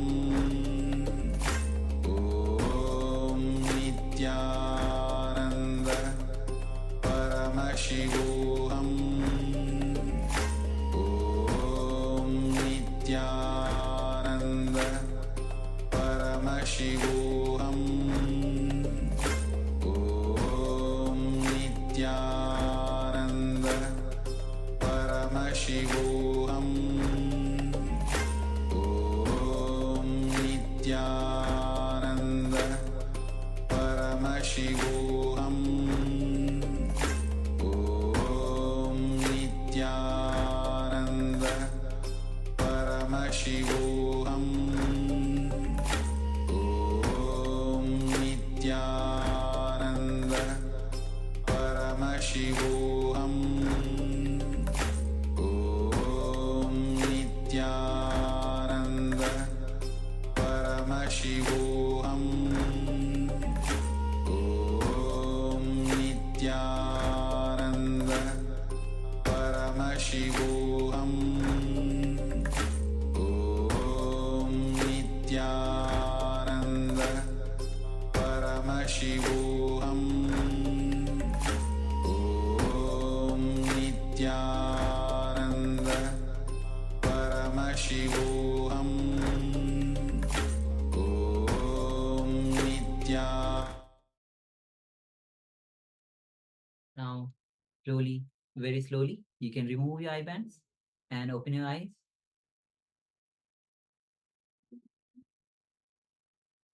Yes. Now, with this unclosed space, let us share what was revealed to you, what Swamiji revealed to you through your third eye. Understand that when you're starting, you might not see anything or just completely dark. So, moment you go on manifesting more and more, you'll be able to, it opens up as slowly you will be able to see more and more. Or there are many ways that manifestation, the power happens. You might hear as a sound, you might have some smell, or you might see anything related to the picture itself, or some visuals, some pictures, or just a flash for a moment. So take a moment and share what was revealed to you, and understand that it is Parameshwara, it is Swamiji who is manifesting through you. Only when you go beyond the logic, only when you go beyond your self doubt, self hatred, self denial, you allow Parameshwara's energy to flow through you. And then Swamiji starts manifesting through you. So remove all your tensions that you are manifesting or you have to manifest. So just be completely relaxed. It is Swamiji who is manifesting. So it is whether it is right or wrong, whether you're able to manifest or you're not able to manifest, it is Swamiji who is manifesting. So take a moment and share without any hesitation. Yes, and we have a couple of sharings already. So we have Maha Jada Shaktika that says, I saw blue sky, bird, yellow flower, tree, and fish. Yes, thank you very much for sharing, Ma. Yes. And Claudia shares trees. All right, thank you. Thank you, Aya. Also requesting Ma Tina Aura to share if you have manifested. Ma Wave in Me, take a moment and share. Also Ma Anupama, if you have taken part and manifested, let us know what was revealed to you. Yes, Ma Anupama shares kids painting, blue sky with clouds, little girls riding bicycles with wind in their faces. Yes, thank you very much for sharing, Ma. Yes. Just waiting for a couple of moments as we receive sharings from others as well. Okay, Martina Aura says, I saw black. All right, thank you. Thank you for sharing, Ma. And Ma Wave in Me, if you have taken part, let us know what was your revelation, Ma.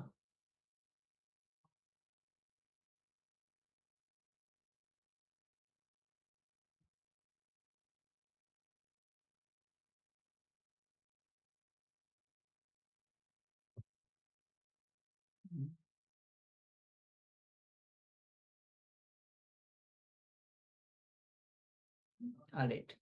Okay, we have sharing from Ma Wave in Me. She says ocean and beach. All right. Thank you for sharing, Ma. Yes. So let let us reveal the picture that we were actually projecting so that we can verify. Yes. So as you can see, it's a beautiful scene of birds in the water. So there's 1, 2, 3, 4 birds. They are pink in color, just splashing around in the water. You can see some of the water being splashed around.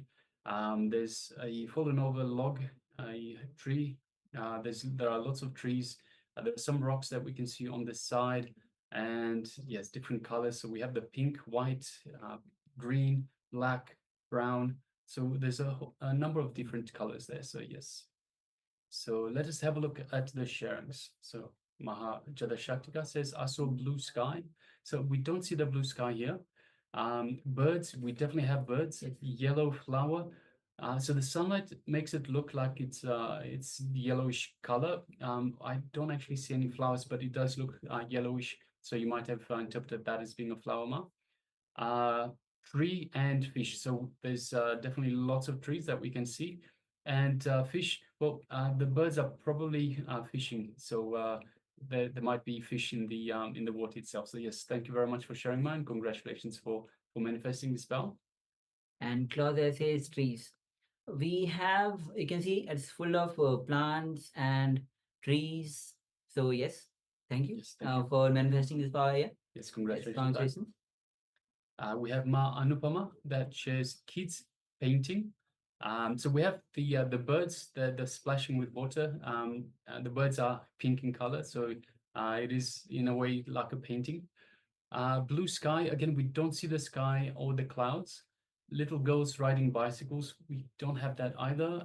Wind in their faces. So we have the water that's being splashed around. Perhaps there's a little bit of wind there as well. But yes, thank you very much for sharing, Ma. And Martina says, I saw black. Yes, we have a lot of black color. Even the stem, the root, the part of the stem, the plant or the tree which is there, because of its shade or the darkness, it looks black.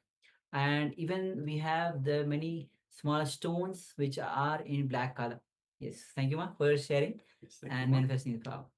And we have Ma Wei Wen Mei that shares ocean, beach. So we don't have the ocean, we do have water. So there's a water connection there. Beach, we do. So you can see the side of the water. So you can see on the far side the edge of the water. So you could interpret that as being a beach. Fish, definitely. There might be some fish in the water. Sunshine, we can see the sun shining off the leaves itself. We can't actually see the sun itself, but we can see the sunshine off the reflection of the leaves of the tree. And coconut tree. So we don't have the coconut, at least I don't think we have the coconut tree, but we do have trees, Masa. Yes, congratulations. Well done for manifesting the spell. Yes. And also we are joined by Ma Amrita Bandhani. Yes, Nithyananda Ma. Nithyananda Ma. All right. So with And this, also Ma Suganyana. Yes. So welcome Ma Suganyana as well. and also requesting Ma Sogyana, Ma Amtavandi, you can switch on your cameras, and also requesting participants on the YouTube. You can also start sharing your revelations, your powerful cognitions that you receive through the throughout the whole Paramashivoham program. And also we'll be shortly giving you the link to join you via two-way. So start participating in the YouTube chat as well. All right. So with this, we'll be moving on to the second round of this power manifestation. Yes, so requesting participants once again, please put on your eye bands or your, if you haven't got an eye band, just any piece of cloth that is opaque in nature such that you cannot see through the cloth itself. So please just take a moment and put on your eye bands.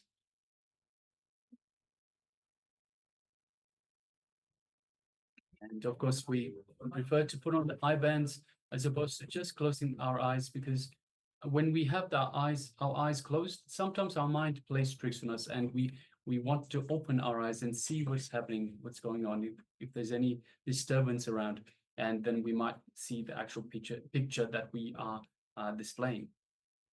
So let us now sit comfortably with the head, neck, and spine in a straight line to allow the free movement of the Kundalini energy up our spine.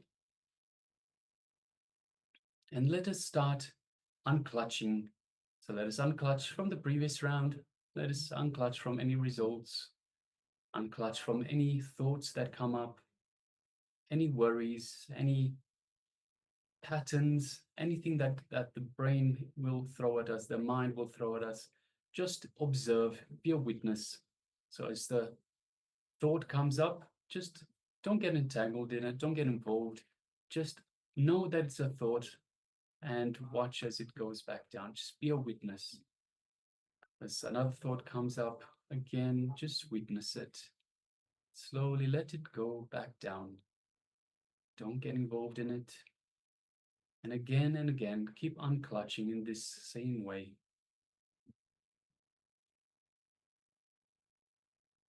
Now let us move our gaze to the inner space. The inner space is the area just below the heart center. So just below the center of your chest, move down a little bit around the solar plexus area. That is our inner space, our Ananda Gandha. And let us just visualize Swamiji in the Ananda Gandha. The very remembrance of Swamiji, the visualization of Swamiji in our inner space invokes the Master in the Ananda Gandha. So now let us feel Swamiji's love, his compassion, his infinite wisdom, infinite grace just radiating on us, just radiating in your inner space. Feel Swamiji's superconscious energy flowing throughout your entire body, reaching out to every corner of your body, every cell of your body, being flooded with this superconscious energy. Feel every one of your trillions of cells in your body feeling alive, feeling energized by this superconscious energy that Swamiji is radiating. Push this energy to every single one of your cells. Just consciously make sure this superconscious energy reaches every one of your cells.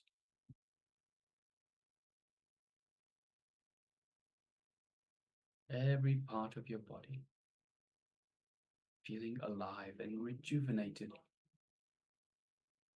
and energized. Feel the space of oneness with Swamiji, the Supreme Pontiff of Hinduism, the living avatar and incarnation of Paramashiva, the super conscious energy, the cosmic superconscious energy. Just take a moment and feel this oneness. You are one with Swamiji.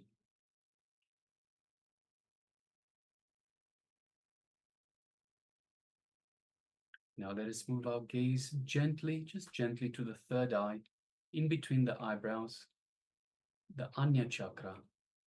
Just like you would gaze at a flower, just have your gaze on the third eye. And through your third eye, look into Swamiji's third eye. So visualize Swamiji's third eye through your third eye and create a connection. So as you visualize Swamiji's third eye and look into it, you create this connection, this energy cord between you and Swamiji. And feel this connection in your third eye. Feel the buzz, the energy in your third eye, your Anya chakra, just between your eyebrows. Your third eye is energized, awakened, and activated now. So from this space of oneness, let us start chanting the Mahavakya. Om Nithyananda Paramashivoham. Om Nithyananda Paramashivoham. Om Nithyananda Paramashivoham. Continue chanting the Mahavakya. And let us now manifest this power of third eye vision. The image is being displayed for you now. Let us begin. Om Nithyananda Paramashivoham.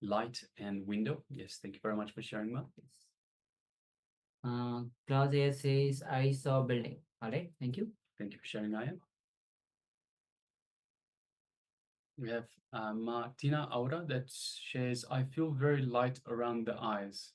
Yes, That's good. thank you very much for sharing, Aya. Ma? All right. So let's move to the verification. We'll be projecting the image that we had shown before. Yes.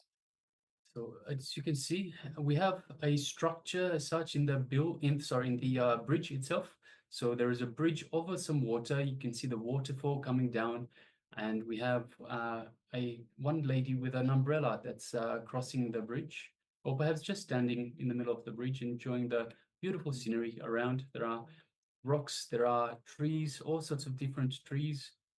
There's a lot of green, white, and grayish of the water itself, some black of the rocks, brown of the bridge, red in the clothing and the umbrella. So yes, there are lots and lots of colors, and we can see just a little bit of the sunshine that is reflecting off the trees, just the top where the waterfalls come down from. So yes, so let us have a look at the sharings. So we have Maha Jala Shaktika that says, I saw flower, yellow and black. I don't see flowers. We do have the colors, yellow and black. Mountain, so it looks like some sort of a mountain with a waterfall, and trees. So we have lots of trees. So yes, thank you very much for sharing mine. Congratulations for manifesting. Yes. Actually, if you just look little closer, there are the flowers, yellow color flowers. It's just hanging down On the from right hand side, yes. Yes. Yes. So there are yellow flowers as well, Ma. Yes. So congratulations, everything is there. Well done. And Ma Wei, when we shares house, tree, light, window. Yes, so definitely we have the trees, we have lights, and house and window. Even the structure, the bridge structure gives a feeling of a window. All right. Yes. Thank you for sharing, Ma. Yes. Yes, thank you, Ma. And we have Klaus Aya that shares, I saw building. So we don't see a building as such. We do see the structure in terms of the bridge itself. So that's you might have seen that as construed that as a structure, as a building. So yes, thank you very much for sharing, Aya. And Martina says, I feel light, very light around the eyes. That's good. I saw a cross of arms. We definitely have the arms. As the woman is standing on the bridge.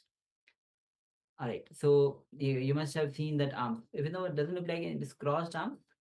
All right. Thank you for sharing, Ma. Yes. And yes. And Ma Shu Wei Bing is saying, I see snow. So we don't have snow as such, but we do have to see the water. The way it's falling down, it looks very white. So you might have interpreted that. I mean, it looks very much like snow. So if we didn't know that it was a waterfall, we could have assumed that was snow. So yes, thank you very much for sharing, Ma, and congratulations. Yes, and thank you all of you for sharing and participating and manifesting the powers. So again and again, go on manifesting the powers. And because someone says, as you go on manifesting the power, you grow the oneness in you, and let Paramashiva to manifest through you. Having that, remembering that you are divine. When you allow the Paramashiva to manifest through you, you go on manifesting and manifesting to have that oneness, that nirvikalp samadhi in that space. So with this, we'll be entering into today's session. And today we will be having darshan of Swamiji as Kal Bhairava. So we'll be having Kal Bhairava darshan today, and you'll be experiencing the realm of death beyond today. And we'll be having sessions on the 7 layers. So 7 layers, if you have watched Swamiji's sessions, you'll know that during his experience, the person when dies, it goes through the 7 layers. So we'll be having sessions on death and 7 layers. Yeah, so we touched on the 7 layers yesterday, We will go into a bit more detail today, but let us first just have a short video by the Supreme Pontiff of Hinduism, a short revelation in terms of how to stay active 24 hours a day. So we'll open with that, and then we'll move into the segments on the 7 body layers as such. Yes. And as we look into our life, we know that being active, how much it is important for our life, whether it is the work that we are doing or anything that we want. We need to be active. We want to be active, but many times we are feeling tired, we're bored. So this revelation is directly relevant to your life. So how to be active 24 hours, 20 hours a day. So let's enter into.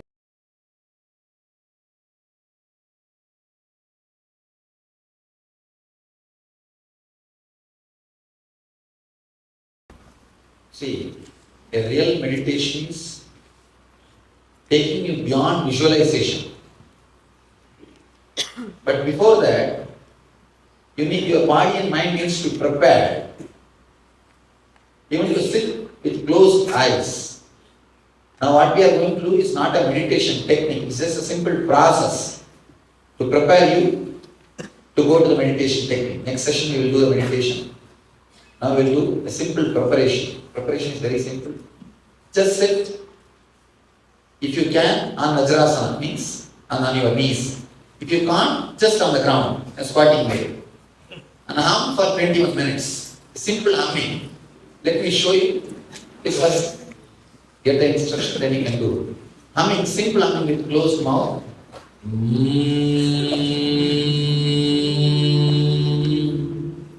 As deeply as possible, as loudly as possible, as strongly as intensely as possible. Please understand, it is not a meditation technique. If you have done ASP, you would have done this technique as a first step. It's a preparation, preparing your body and mind to go into the meditation.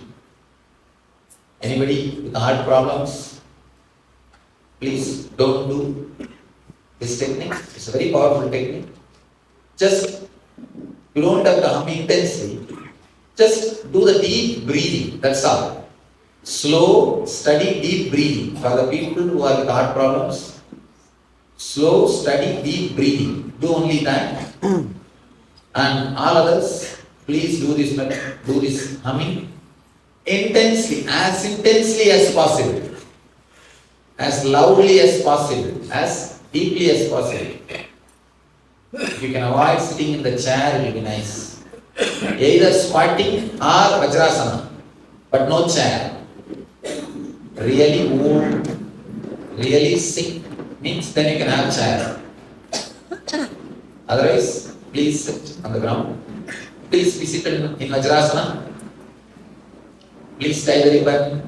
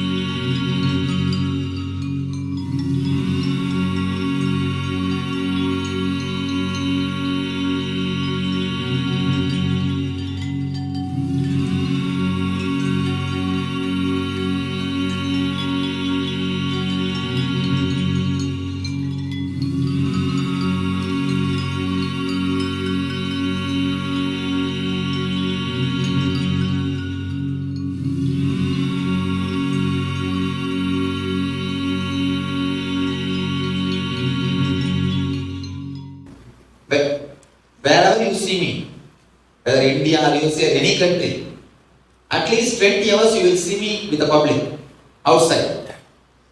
20 hours per day average I work. It is just because of this one technique, one meditation technique. The fatigue will disappear forever. The chronic fatigue, the tiredness, the boredom will disappear from your system. All your senses, the physical senses will become alive and strong.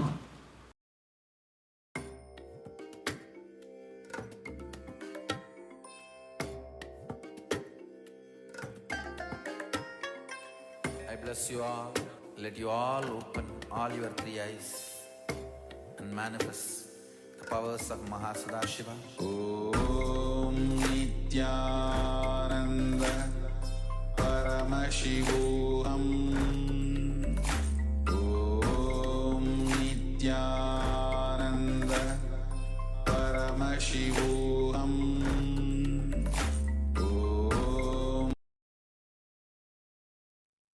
Yes. So what a powerful technique. Swamiji himself uses this technique.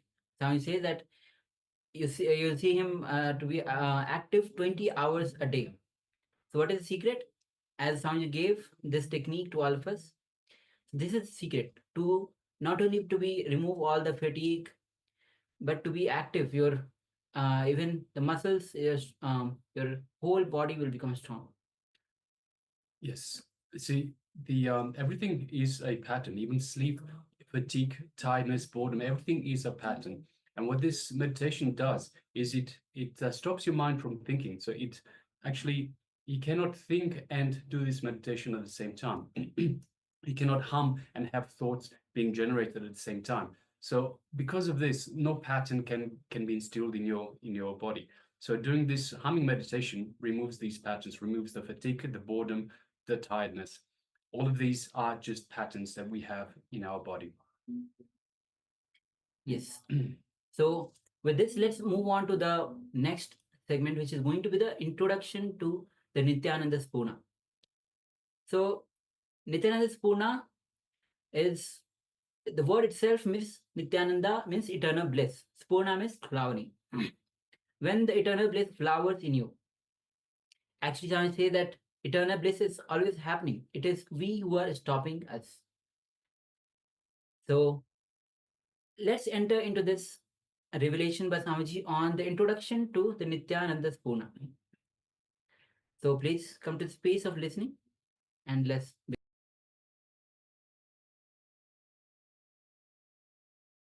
I welcome you all with my love and respect.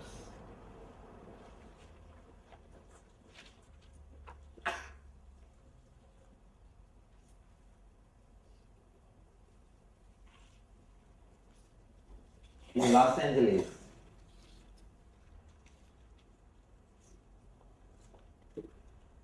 maybe 115 years ago, Vivekananda was asked by a young American lady, what is life? Vivekananda says, come with me, I'll teach you. Come with me to India. Then she asks, tell me exactly what you will teach me. Vivekananda says, I'll teach you how to die. First answer he says,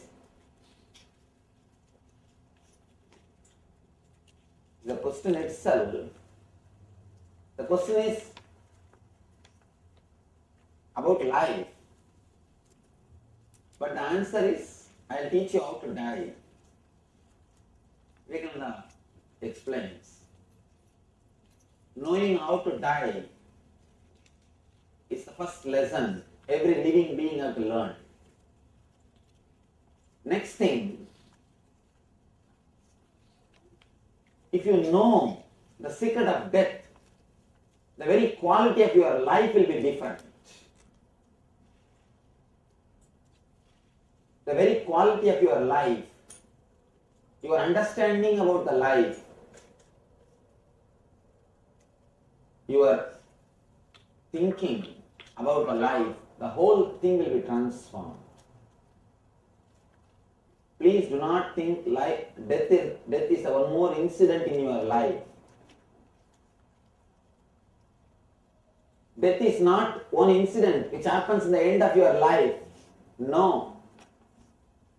The concept of death continuously permeates your whole thinking, your whole consciousness, your whole being.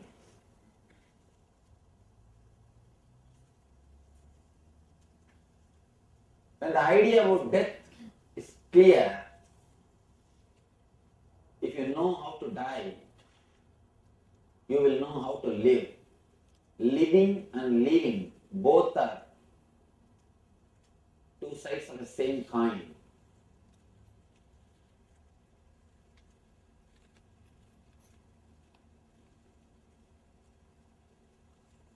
The whole Nithyananda Spurana program is about leaving and living. By giving the solid experience, or the conscious experience about death,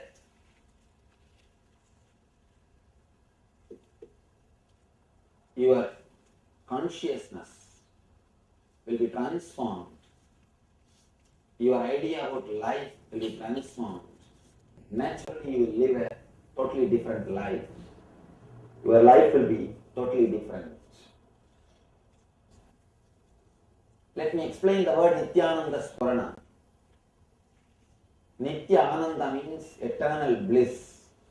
Spurana means life, very core, flowering. The Spurana word can't be translated exactly by a single word. It is a concept. You can't use a single word to translate the Spurana in English. You can say Spurana means flowering, flowing, the very life itself, core itself. Continuously in all of us, the eternal bliss is flowing. Continuously, the eternal bliss is happening in all of us. It is we who stop it. It is we who create more and more obstacles. These 2 days, you are going to just stop the process of stopping. You are just going to stop the process of stopping. Continuously, we are stopping the bliss flowing, bliss flowering. Now, we will see that we stop that stopping process.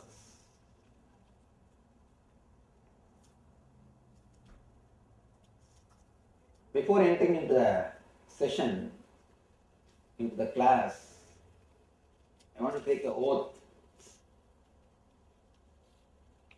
Whatever I am going to speak is truth. It's nothing but truth. You may be thinking, why should I take an oath? Usually, you don't listen to anybody. Please be very clear. We never listen. Even if you sit out of politeness, you do not allow the words to penetrate you and transform you. First thing, we may be sitting here and we will not.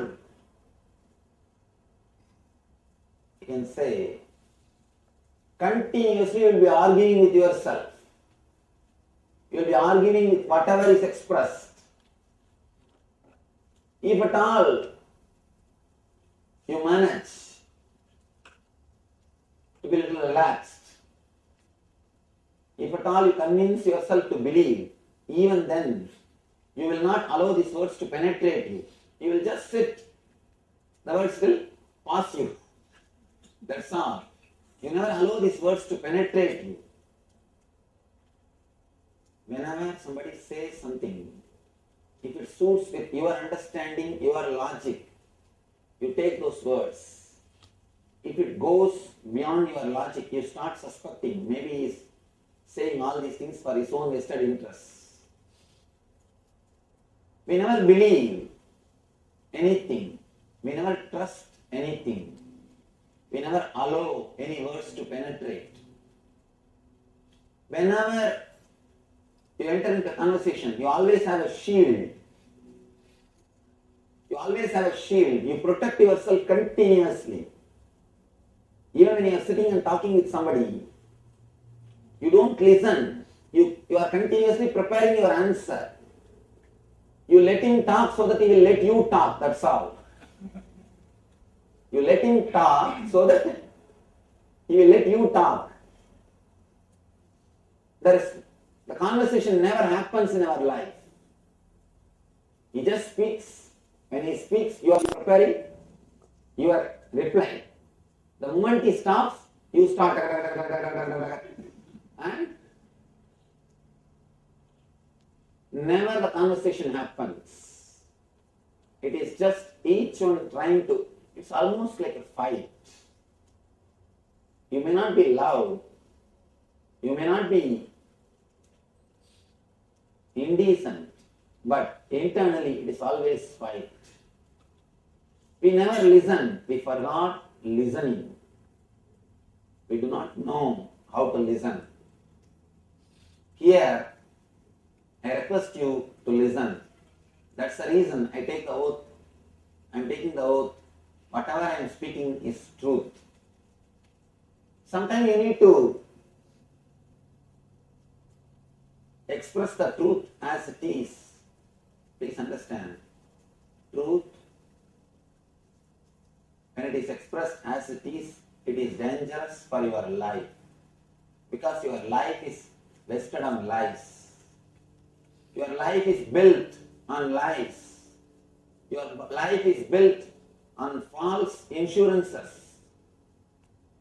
I always tell people, all life insurance is death insurance. Be very clear. Who will get, what is life insurance? After you die, somebody else will get the money. Who is waiting for it? And your insurances are surely not life insurances. They are just false security. What can you do? Whatever insurance you may have. Can it postpone your death in a single day? Or can it transform the quality of your death? No. Whatever we know as life, it is built on lies. All our vested interests, all our inspiration sources, you see, the inspiration source decides the direction of your life. But our very inspiration source, the very root of our inspiration is a lie. From lie, asatya or mithya. Then how can you expect the life to go in the path of truth? Life to lead you to the truth. Here, I am trying to express the truth as it is. Naturally, it will hurt. It will hurt all your vested interests. There is a beautiful Zen story. Master is like a rotating, dynamic diamond. We are also diamond, but covered with little carbon, little mud. When the diamond which is covered with the mud, uncut diamond, if it goes near the master, automatically it will be cut and polished. But in the process, you need to lose the carbon. You need to lose unnecessary things which is covered on you. So whatever lie covered on your being, covering the diamond, naturally it will disappear. It has to be taken away. Only then you can shine. That's why the Buddhists they say, Manipatmeham. In the lotus heart, the jewel resides. When a truth is uttered or understood, it completely transforms whatever lies you are carrying, whatever amount of carbon you collected, whatever unnecessary things you accumulated, all those things will drop. Sometimes it hurts. Sometimes truth hurts. Here, we are going to work with the truth. We are going to inquire into the truth. That's a beautiful line, sutra, with which Brahma Sutra starts. Atato Brahma Jinyasat. Let us inquire into the truth. Let us inquire into the reality. Let us inquire into the Brahman. Brahman means truth, reality. Now, we have decided, let us inquire into the truth. It means what? We will have the courage to work with the truth. We will have the intensity to go behind it. One more thing, truth is so dangerous. Please be very clear. The moment you understand, it transforms your life, even if you don't want. So anybody who is afraid of transformation, still you have time. Because it will start haunting you. It will start straight away working on you. The ultimate truth never waits. The moment you understand, it starts working on you. The moment you understand, the process starts. Here, we are going to work on the ultimate truth. Truth about our life, truth about our death.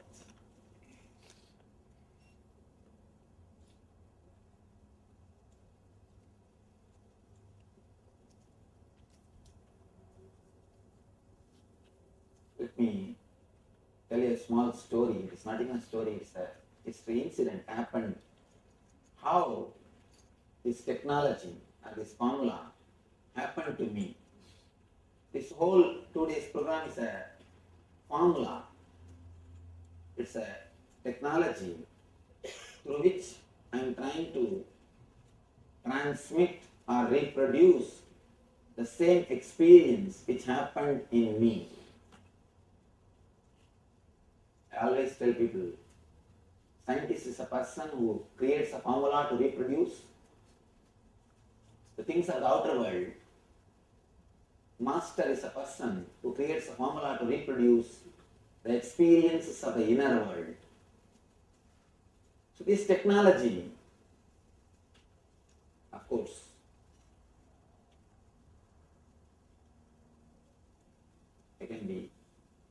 I'm happy, I can be a little proud. This works, the technology works. At least 1 million people have took these meditations. At least 1 million people have experienced the transforming power of these meditation techniques. This technology to reproduce the same experience which happened in me, that's what I call Nithyananda Spurana. How this technology happened to me, how I designed. I was staying in Varanasi. Varanasi is a headquarters of Hinduism, practically. Every Hindu is expected to visit Varanasi at least once in his life. And every day floating population is 7 lakh, 700,000 people. Every day go inside the city and come out. 700,000 floating population. I was staying in Varanasi. There was an elderly monk, sannyasi, was sick. I was attending him.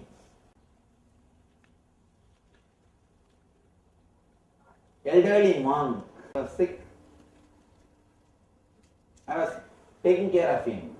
In North India, still the tradition is there, respecting sannyasis and all those things. In North India, the tradition of giving food continuously, all those great things are. In North India, the whole tradition is alive. Somehow I don't know what happened to South. Anyhow, not the whole thing is alive. I was taking care of him. That time, I can say unfortunately, I had to see one person dying in the ICU. I was in the ICU, intensive care unit. Intensive care unit. At the time I was not enlightened, but I could see how that soul is leaving the body. That suffering, that struggle I was able to see. First, the tremendous pain, the whole being was filled with pain, tremendous pain. It's like if you cut half an inch your finger, how much of pain you feel. This being is cut 6 feet long, completely the being and the body is disconnected. The tremendous pain, I could feel very clearly what is happening there. Not only the pain, after a few moments, I saw suddenly the being fell into the coma, unconsciousness. Actually, coma is automatic painkiller mechanism. If the pain becomes too much, unbearable, automatically you fall in coma, so that your being is, at least your being doesn't feel the pain. Being has fallen into coma, unconscious state. The moment being fell into the unconscious state, the worst thing, his whole samskaras, the engraved memories opened. See, as long as you are conscious, you can balance your mind and live. The moment you fall into the dream state, what happens? Simply those thoughts comes up and your dream is not under your control anymore. You are not the leader in your dream. Simply a dog chases you in the dream, or elephant chases you, or a snake is trying to attack you. Your own dream, but you are not the master. Whatever you suppressed, whether your fear or anger or desires, it just comes up and it is moving this side and that side. Your dreams are not under your control. The frequency of thoughts is more than the frequency of your consciousness. The number of thoughts is too much. So naturally, your dreams are not under your control. Of course, if at all our dreams are under our control, what types of dream always you will have? We know. Of course, the dreams are not under our control. Same way, the moment the being slips into the unconsciousness, the thoughts which is happening in your inner space is completely out of control. It's like inside this room, 10 people are standing and kicking one football. One football from this side to that side and this corner to that corner, if it is kicked, how the football suffers. Same way, I saw very clearly the being suffering. One side, all the desires are kicking that football. The other side, all the guilt. On the third side, all the pain memories. The fourth side, all the pleasure memories are pulling. The football is just pull and push, kick this side and that side. And I could see the being suffering in that intense burning. That is what we call hell. Actually, hell is not geographical, it is psychological. Hell is not geographical. Be very clear. Hell is psychological. You don't go to hell, you carry your hell. You don't go to hell, you carry your hell. Just like a tent, you carry when you go for a picnic. You open the tent and install. Just like that, you carry your hell wherever you go and just you open and install. Whenever you need. You carry whatever is necessary to create hell. To create a tent, what all is necessary? These pillars, the sheet, Just like that, you carry all the ingredients, all the things which is necessary to create hell. And wherever you go,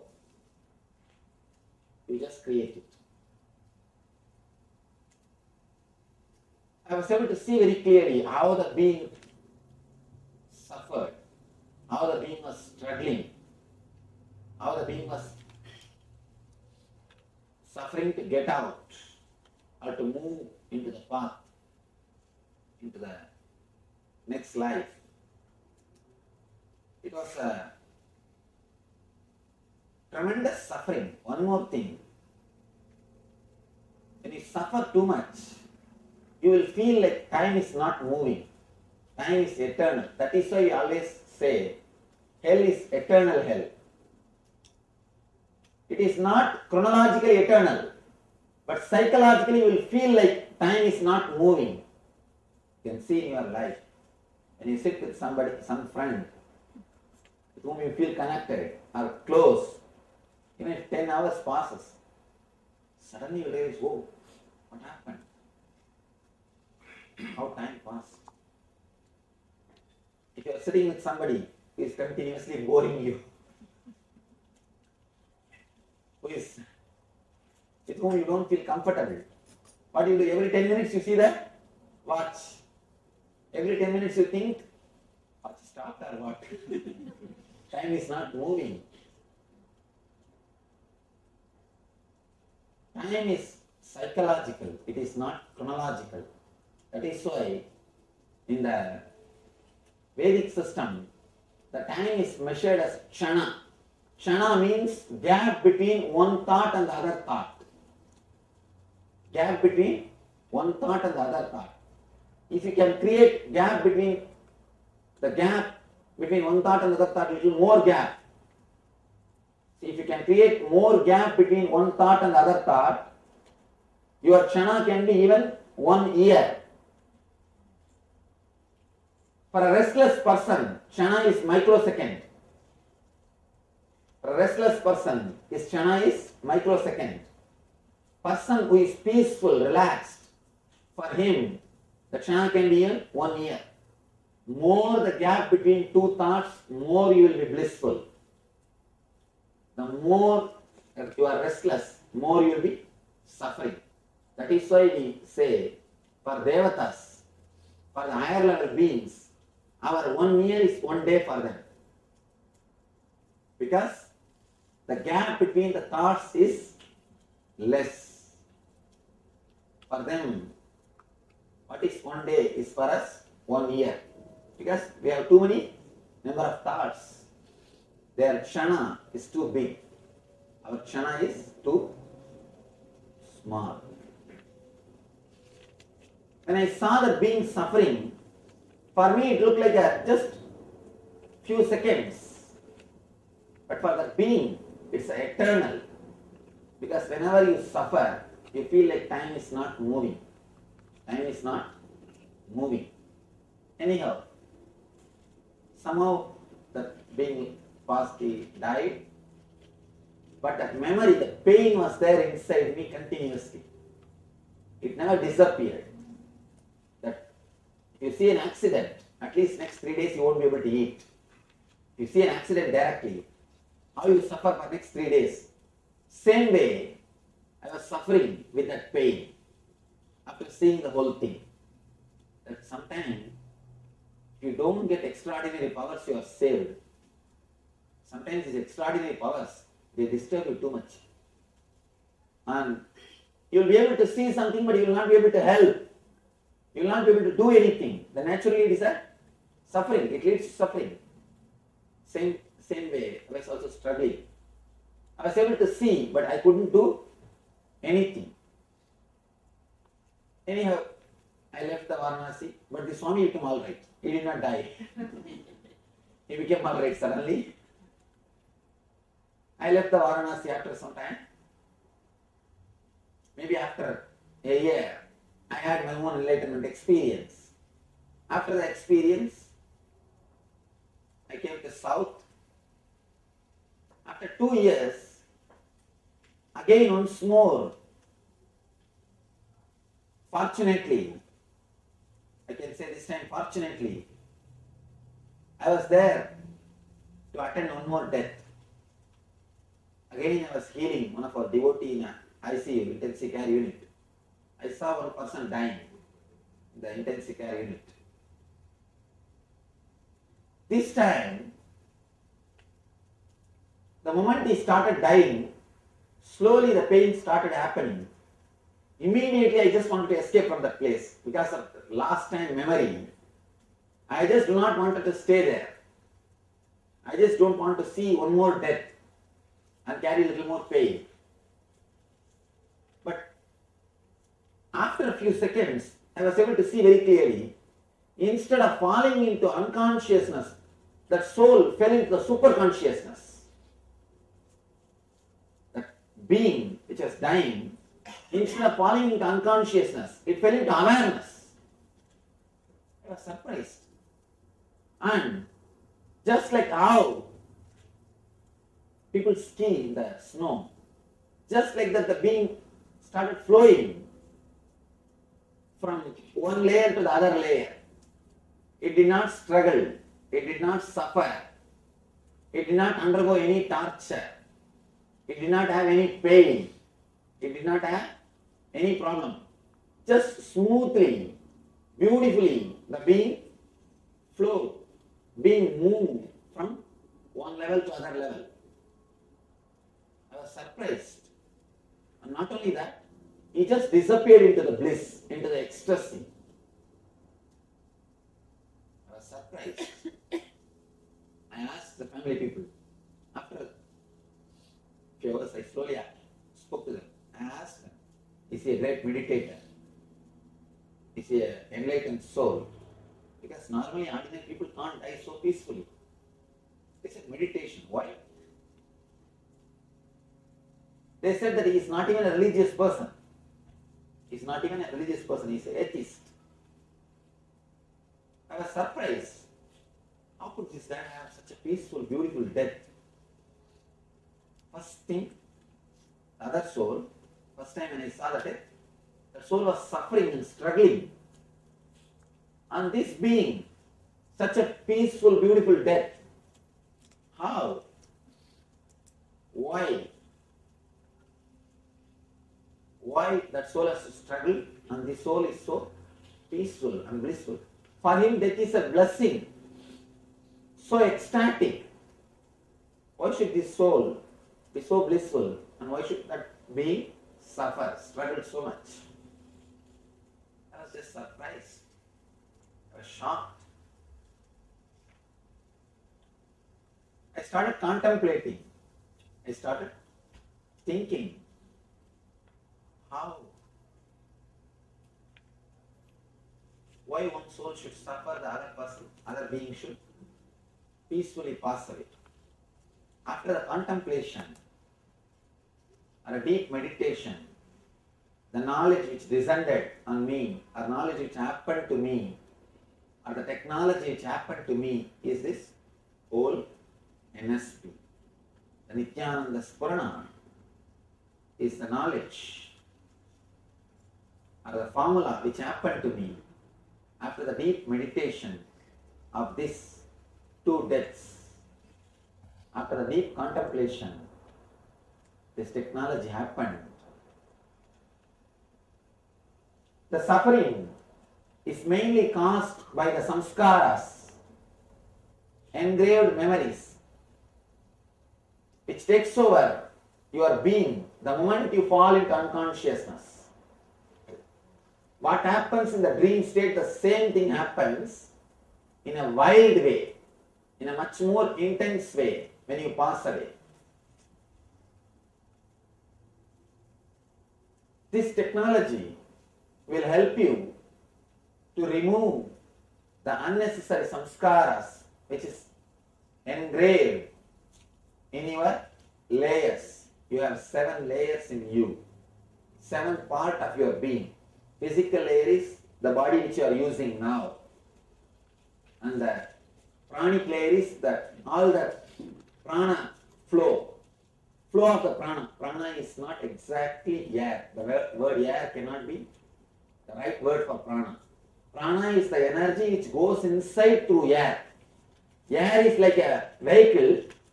Prana is the stuff which comes inside the vehicle. Prana is a parcel which is brought by the vehicle called air. Prana is a subtle air energy. Pranic body is the air circulation or the prana circulation which is happening inside you. The third, mental body. Mental body is the inner chattering which continuously happens in you.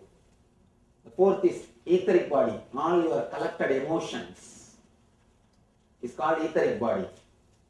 And fifth, causal body is the deep sleep. The deep sleep, what state you fall, that's called causal body. And cosmic body is all your joyful memories. The nirvanic body is your pure consciousness. 7 layers you have. In all these 7 layers, so many unnecessary engraved memories, samskaras are inscribed. Only these samskaras continuously create more and more and more trouble for you. They continuously create more and more misunderstanding. They continuously create more and more trouble. This technology will help you to get those engraved memories out, to make your inner space pure, to make your inner space clean. As of now, it's like your inner space is completely occupied with all your furnitures. You sleep outside the house. You put all the furnitures inside and you are sleeping outside.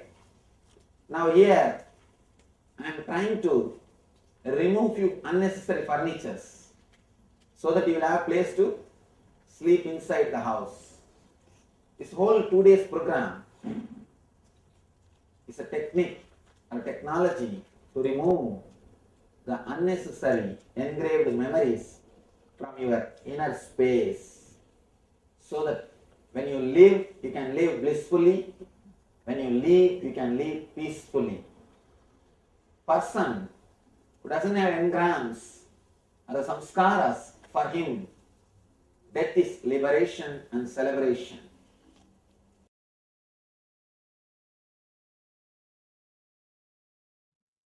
Yes. The person who doesn't have engrams or samskaras, death is a celebration for him. And Swami shares that death is just one more incident in our life. But most of us, our fear of death or the whatever ideas that we have about death, that makes us die every moment. But Swamiji says very clearly that death is just one more incident in our life. And this whole introduction to Nithyananda Spurana, Swamiji said that Nithyananda means eternal bliss.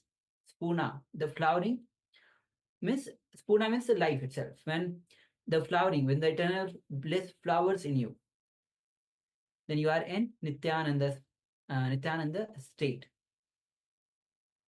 So science says that Nithyananda Spurana is a technology that he has given to all of us.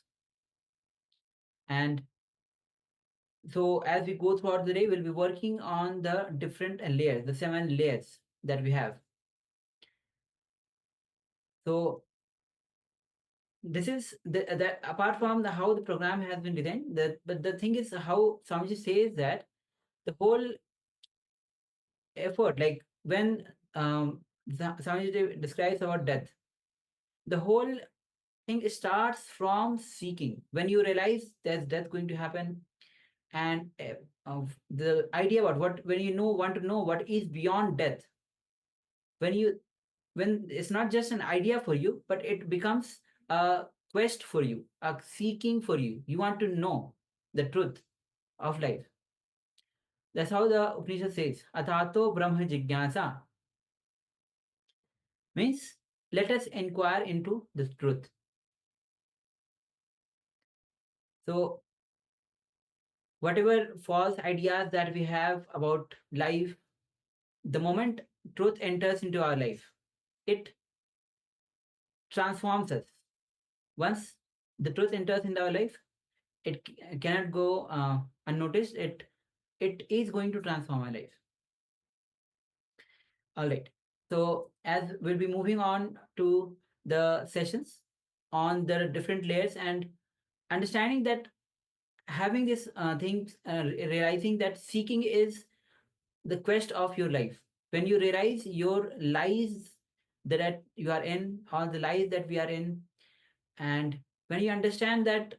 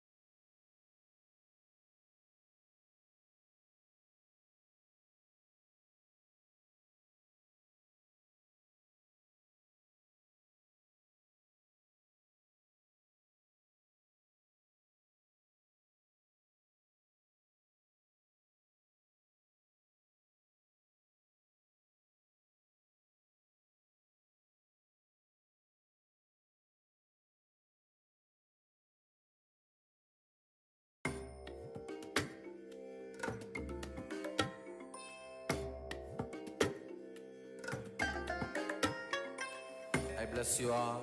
Let you all open all your three eyes and manifest the powers of Mahasada Om Nithyananda Paramashivoham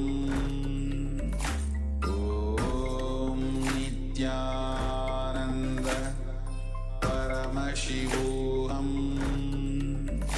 Om Nithyananda Paramashivoham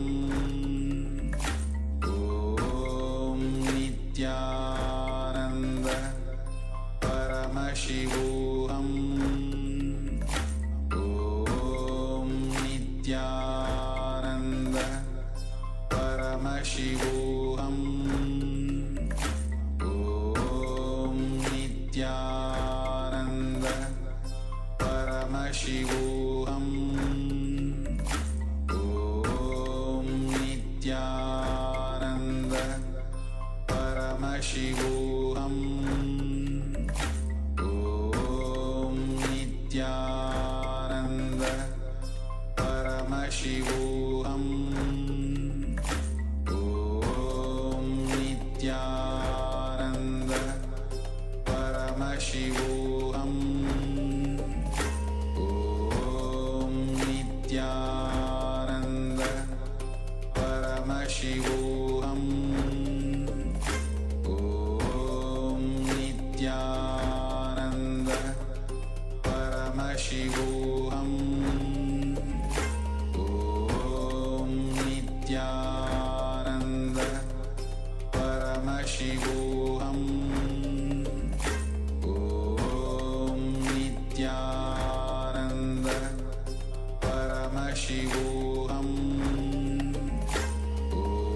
Om Nithyananda Paramashivoham Om Nithyananda Paramashivoham Om Nithyananda Paramashivoham Om Nithyananda Paramashivoham Om Nithyananda Paramashivoham Om Nithyananda Paramashivoham.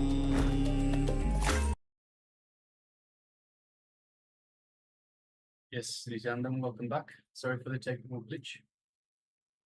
And also we have been joined by Siao, Nithyananda Ma. Nithyananda, Also we've been joined by Ma Kali Vak, Nithyananda Ma. Nithyananda, And we have Hung Mui Long, yes, Nithyananda. Nithyananda, And also we have Ma Anna Fan. yes, Yes. Nithyananda, Welcome all of you. welcome, welcome. All right. So as we had just revelations on the introduction to Nithyananda Spurana. So now the next is going to be the detox. And today is detox with water fasting. So every time you fast, all the internal organs of your body start working. And Swamiji beautifully says the best food for the body is what is already gathered and stored inside the body. Allow the body to eat itself without giving food from outside. So what does that mean exactly? So whatever we've been eating, we've been ingesting, the layers of fat that has stored over time on our belly, on our arms, wherever they may be, this is the best food that is already stored. So the body stores this food for later times in case fasting occurs, in case there are times when we don't have any food. See, back in our history, going back perhaps millions of years ago, when humans were still hunter-gatherers, the food wasn't as easily available as it is today. Today, we just go to the fridge, open up the fridge, and grab a meal. We have food for ourselves 2, 3, 4 times a day. Back in those days, 2 million, let's say 2 million years ago, we were hunting for our food. We were gathering food. We were not always assured that we would have a meal. So sometimes we would go perhaps even 2-3 days, maybe even longer at a time without any food. So the body's system would store the food in a way that it can digest it. It can break it down and turn it into energy, which is what our fat stores are. So Swamiji again says the best food for the body is what we already gathered and stored inside. So all this fat we can turn into energy to use for our body. So allow our body to eat itself, which means allow our body to burn these fat layers for the energy that it requires without giving extra food from the outside. Understand that there will be times in your life where your senses will not be active, especially as the normal age progresses. When you get old, the senses will be not active as it is now, as activity is now. And there could be other instances where also that can happen. Anyways, so now itself, declare your conscious sovereignty over your senses. And even when they are not active, even when they are not alive, even when they are not excited, and when they are not functioning, you still remain active, alive, powerful. This whole process is called pratyahara. So understanding that many actually, if you look at around, many people actually fear of being old age. Why? Because when that time senses are not active, not functional in the way it is, not excited as the way they are in young age. They're not functioning as the way they are in the young age. So understand here, Swamiji is saying that even when you declare your conscious sovereignty, then even if the senses are not active, even when you are in the old age, the senses are not active, that through pratyahara, you will remain active, you will remain powerful and alive. This achievement of your body needs to reach to manifest the conscious sovereignty. So again, for conscious sovereignty means in the space of that pure super consciousness, that pure oneness. Then through the pratyahara, you'll be able to be active even though the physical senses which you can see are, even though they're not functional or not as active as they are in the young age. So water fasting is one of the best way that helps you in that. So now we'll be entering into a guide for the water fasting. Yes, so we have a number of different points here. So it is best to consume lukewarm water in the morning. So in the morning times, see, we have the different koshas, doshas that we have, the pitta kapha and the pitta kapha and the one again. Vata, pitta, and kapha. Yes. Vayu, or it is also called as vata. Yes. Yes. Vata, pitta, and kapha.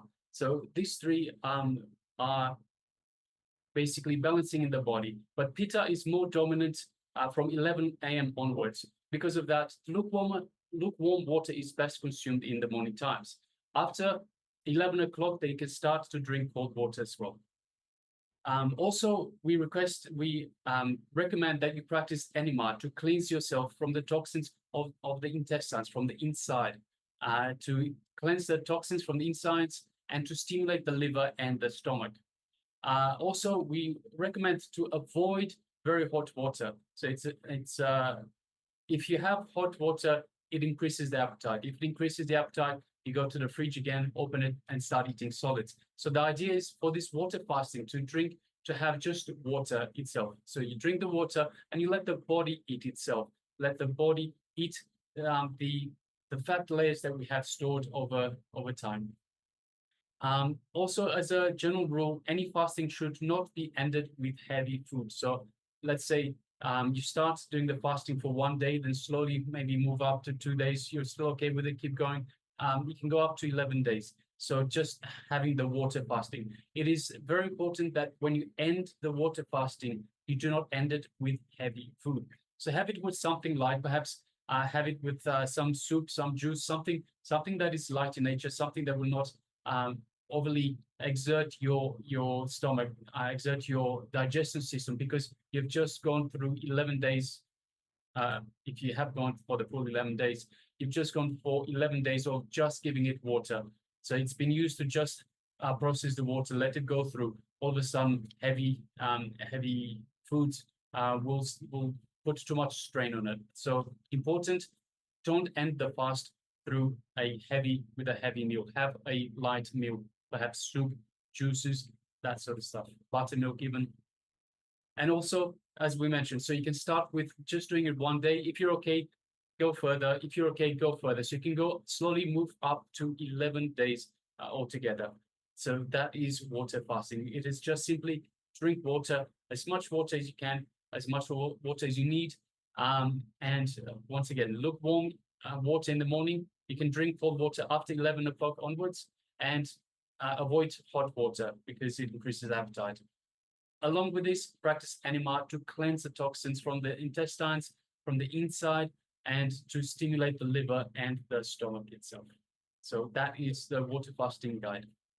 So we'll be projecting the slide for you. You can actually note it down, these points. It's very detox is, as we have mentioned, will be projecting, and understand that this detox is very important, especially the intestine cleaning, including the stomach, including the liver. These are the ways, even through this is one of the best way to cleanse your intestine, stomach, and the liver. So the slide is being projected. You can note it down, and also how it is affecting your health. So how it is positively bringing you the health as it's mentioned, and how to start. Like they start with day 1, then slowly go to the day 11. So take a moment and write down for yourself.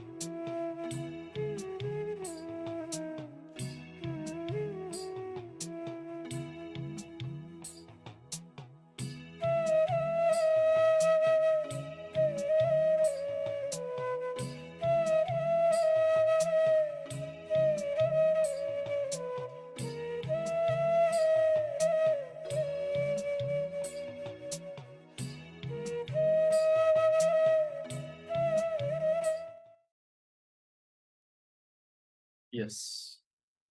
So that was a guide for water fasting.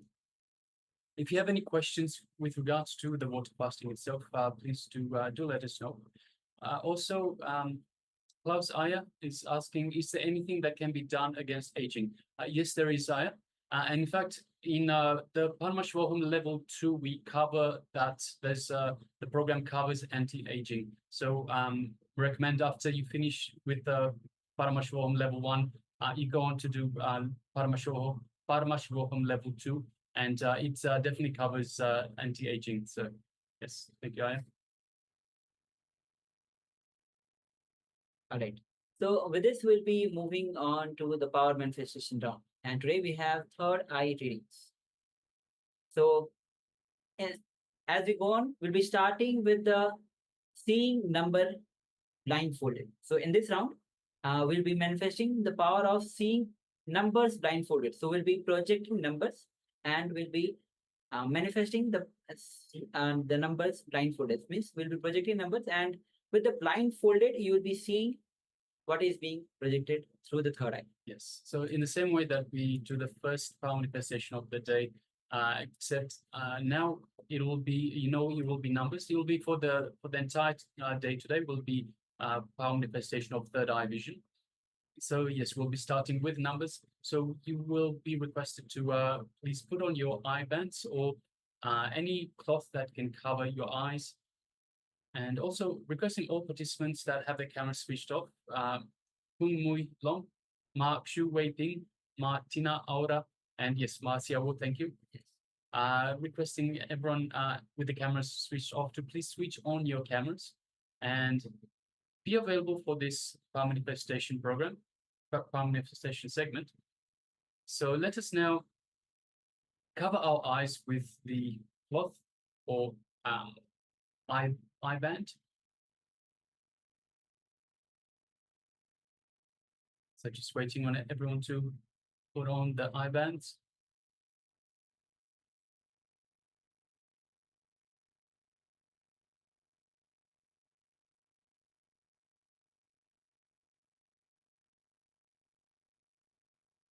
Yes, requesting all participants, please put on your eye bands and let us get ready for this power manifestation, the power of third eye vision.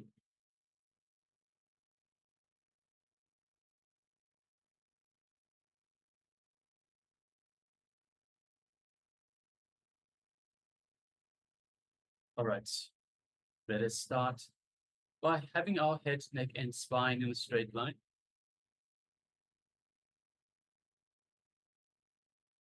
And let us just take a couple of deep, long breaths. A deep breath in and deep breath out.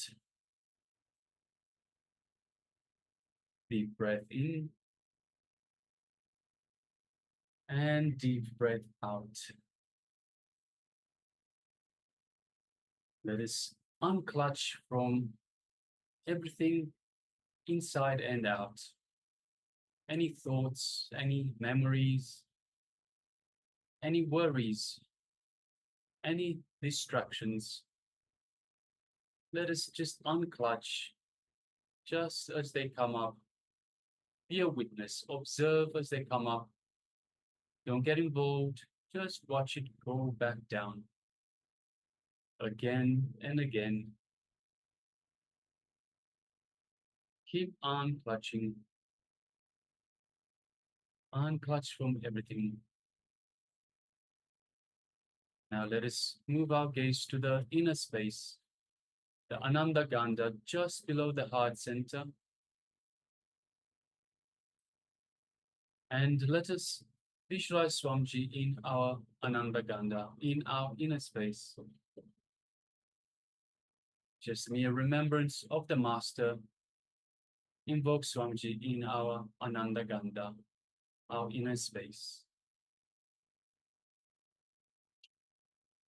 Feel His love, His compassion, His infinite wisdom, His infinite grace, radiating throughout your entire inner space.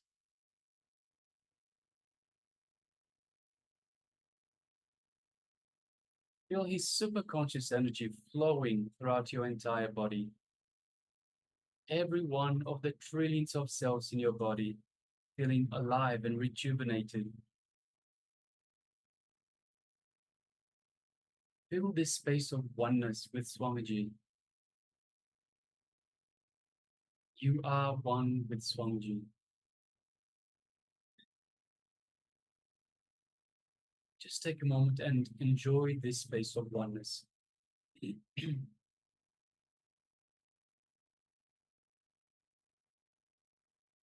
Now, let us move our gaze gently to the third eye, just like you would look at a rose, a flower.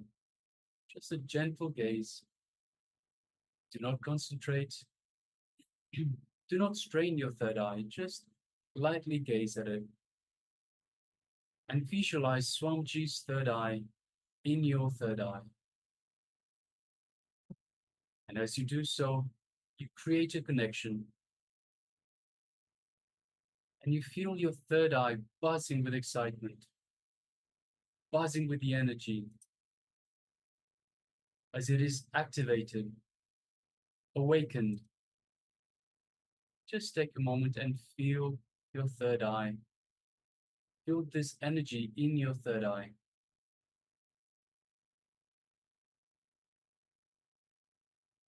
Now let us start chanting the Mahavakya.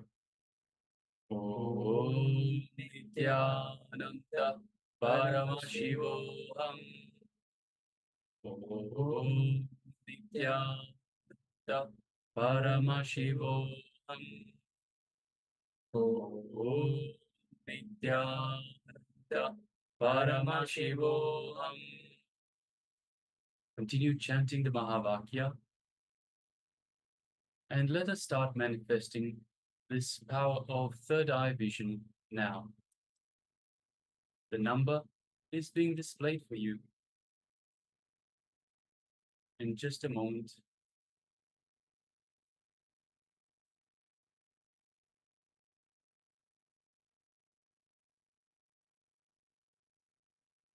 Number is being displayed for you now. Let us begin.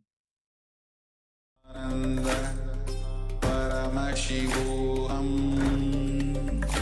Om Nithyananda Paramashivoham. Om Nithyananda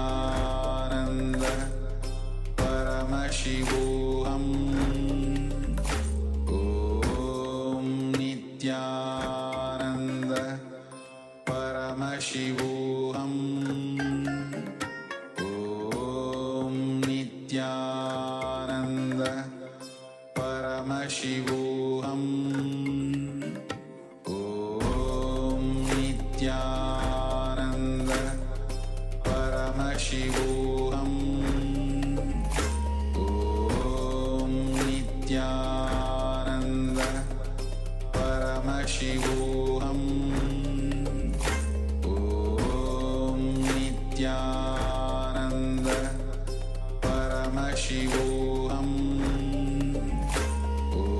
Om Nithyananda Paramashivoham. Om Nithyananda Paramashivoham.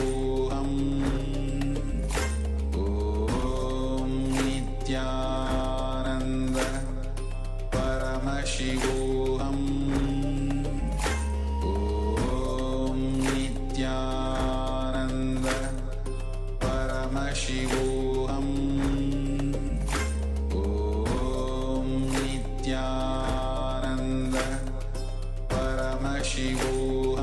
Paramashivoham.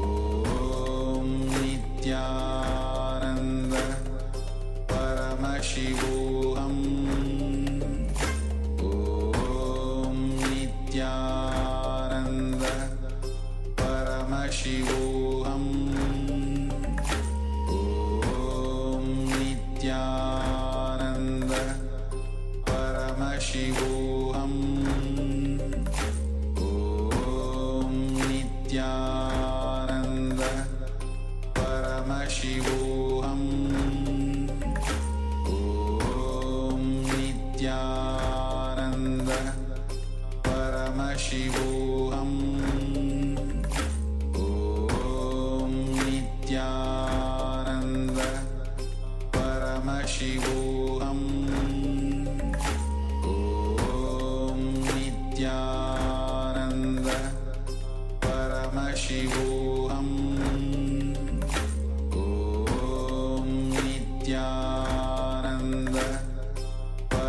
Paramashivoham Om Nithyananda Paramashivoham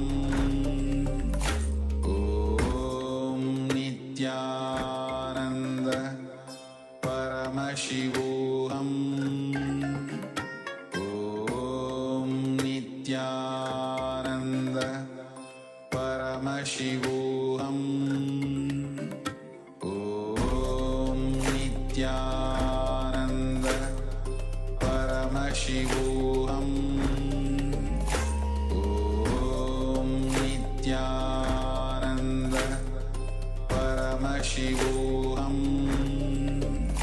Om Nithyananda Paramashivoham Om Nithyananda Paramashivoham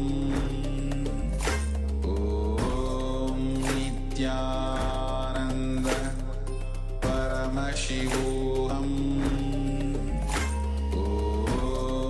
Nithyananda Paramashivoham Om Nithyananda Paramashivoham Om Nithyananda Paramashivoham Om Nithyananda Paramashivoham Om Nithyananda Paramashivoham Om Nithyananda Paramashivoham Om Nithyananda Paramashivoham Om Nithyananda Paramashivoham Om Nithyananda Paramashivoham Om Nithyananda Paramashivoham Om Nithyananda Paramashivoham Om Yes, you can now relax. Slowly, very slowly, remove the eye bands and gently let the light come back into your eyes. And now take a moment and share with us what was the number that we displayed for you? What was revealed in your third eye?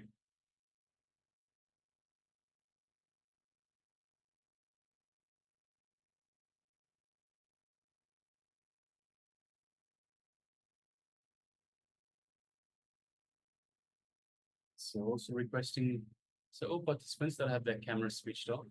So ma tina aura, ma shu wei ma pung mui long, requesting if you could please switch on your cameras and be available in the camera frame itself. So we have 3 sharings. So Ma Anna Sen shares, Ma Anna Fan shares 7283. All right, thank you, Ma, for sharing. Yes. Ma Wei Wen Mei shares 589. Yes, thank you very much for sharing, Ma. And Claus says 93. Okay. Thank you. Yes, so requesting everyone else, so Ma Maha Jadashaptika and Ma Anupama, please if you could share as well. So Ma Tina Aura, if you took part in this power manifestation, do let us know and let us know what was revealed. So this was the power of third eye vision. We displayed a number for everyone, for the participants. So now requesting participants to let us know what was revealed to them in their third eye.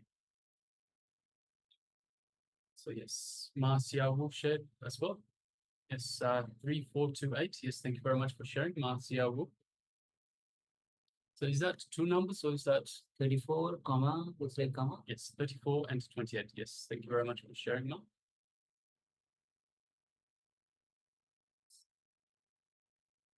All right. So now let's move to the verification. We'll be projecting the number. Meanwhile, Mahachara Shaktika, if you're there, if you took part, please, if you could share as well. Yes. So as yes, you can see, it's number 56. yes. So we have number 56. So let us have a look through. So my Anna fan shared 7283. Yes, thank you very much for sharing, Ma. So we have 5, 6, you have 7, 8. So you're looking forward, and actually 2, 3 as well. A couple of numbers before, a couple of numbers after. So yes, thank you very much for sharing, Ma. And Ma away when we shares 5, 8, 9. So we definitely have the number 5 here also. In the letter we are starting with 5 with 56, and you also started with 5, 8, 9. Yes, thank you. Of course, the 9 is an upside down 6 as well. So yes, thank you very much, Ma. We have Klaus Iyer that says 93. So again, the 6 is upside down 9. And we do have 2 digits. So yes, thank you very much for sharing, Iyer. Masya says 34 and 28. Yes. So we do have, once again, we do have the 2 digits. So yes, thank you very much for sharing, Ma. Yes. All right. So let us now get ready for a second round. So once again, we'll do another number. So now requesting participants to once again put on their eye bands. So Martina Aura, you can join us in this round as well, Ma. And also Ma Shu Weeping, you can also turn on a camera and be available. Round number 2. Yes, we are entering into the round number 2. You can again cover your eyes and get ready for the power manifestation. Yes, Manupama is also tying her eye bands.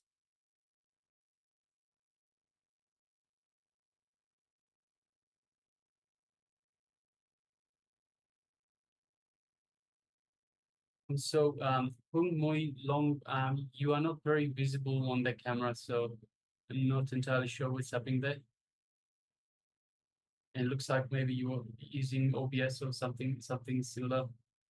But it's not showing up very well, so I cannot see. It's getting keyed. Yes, very much keyed.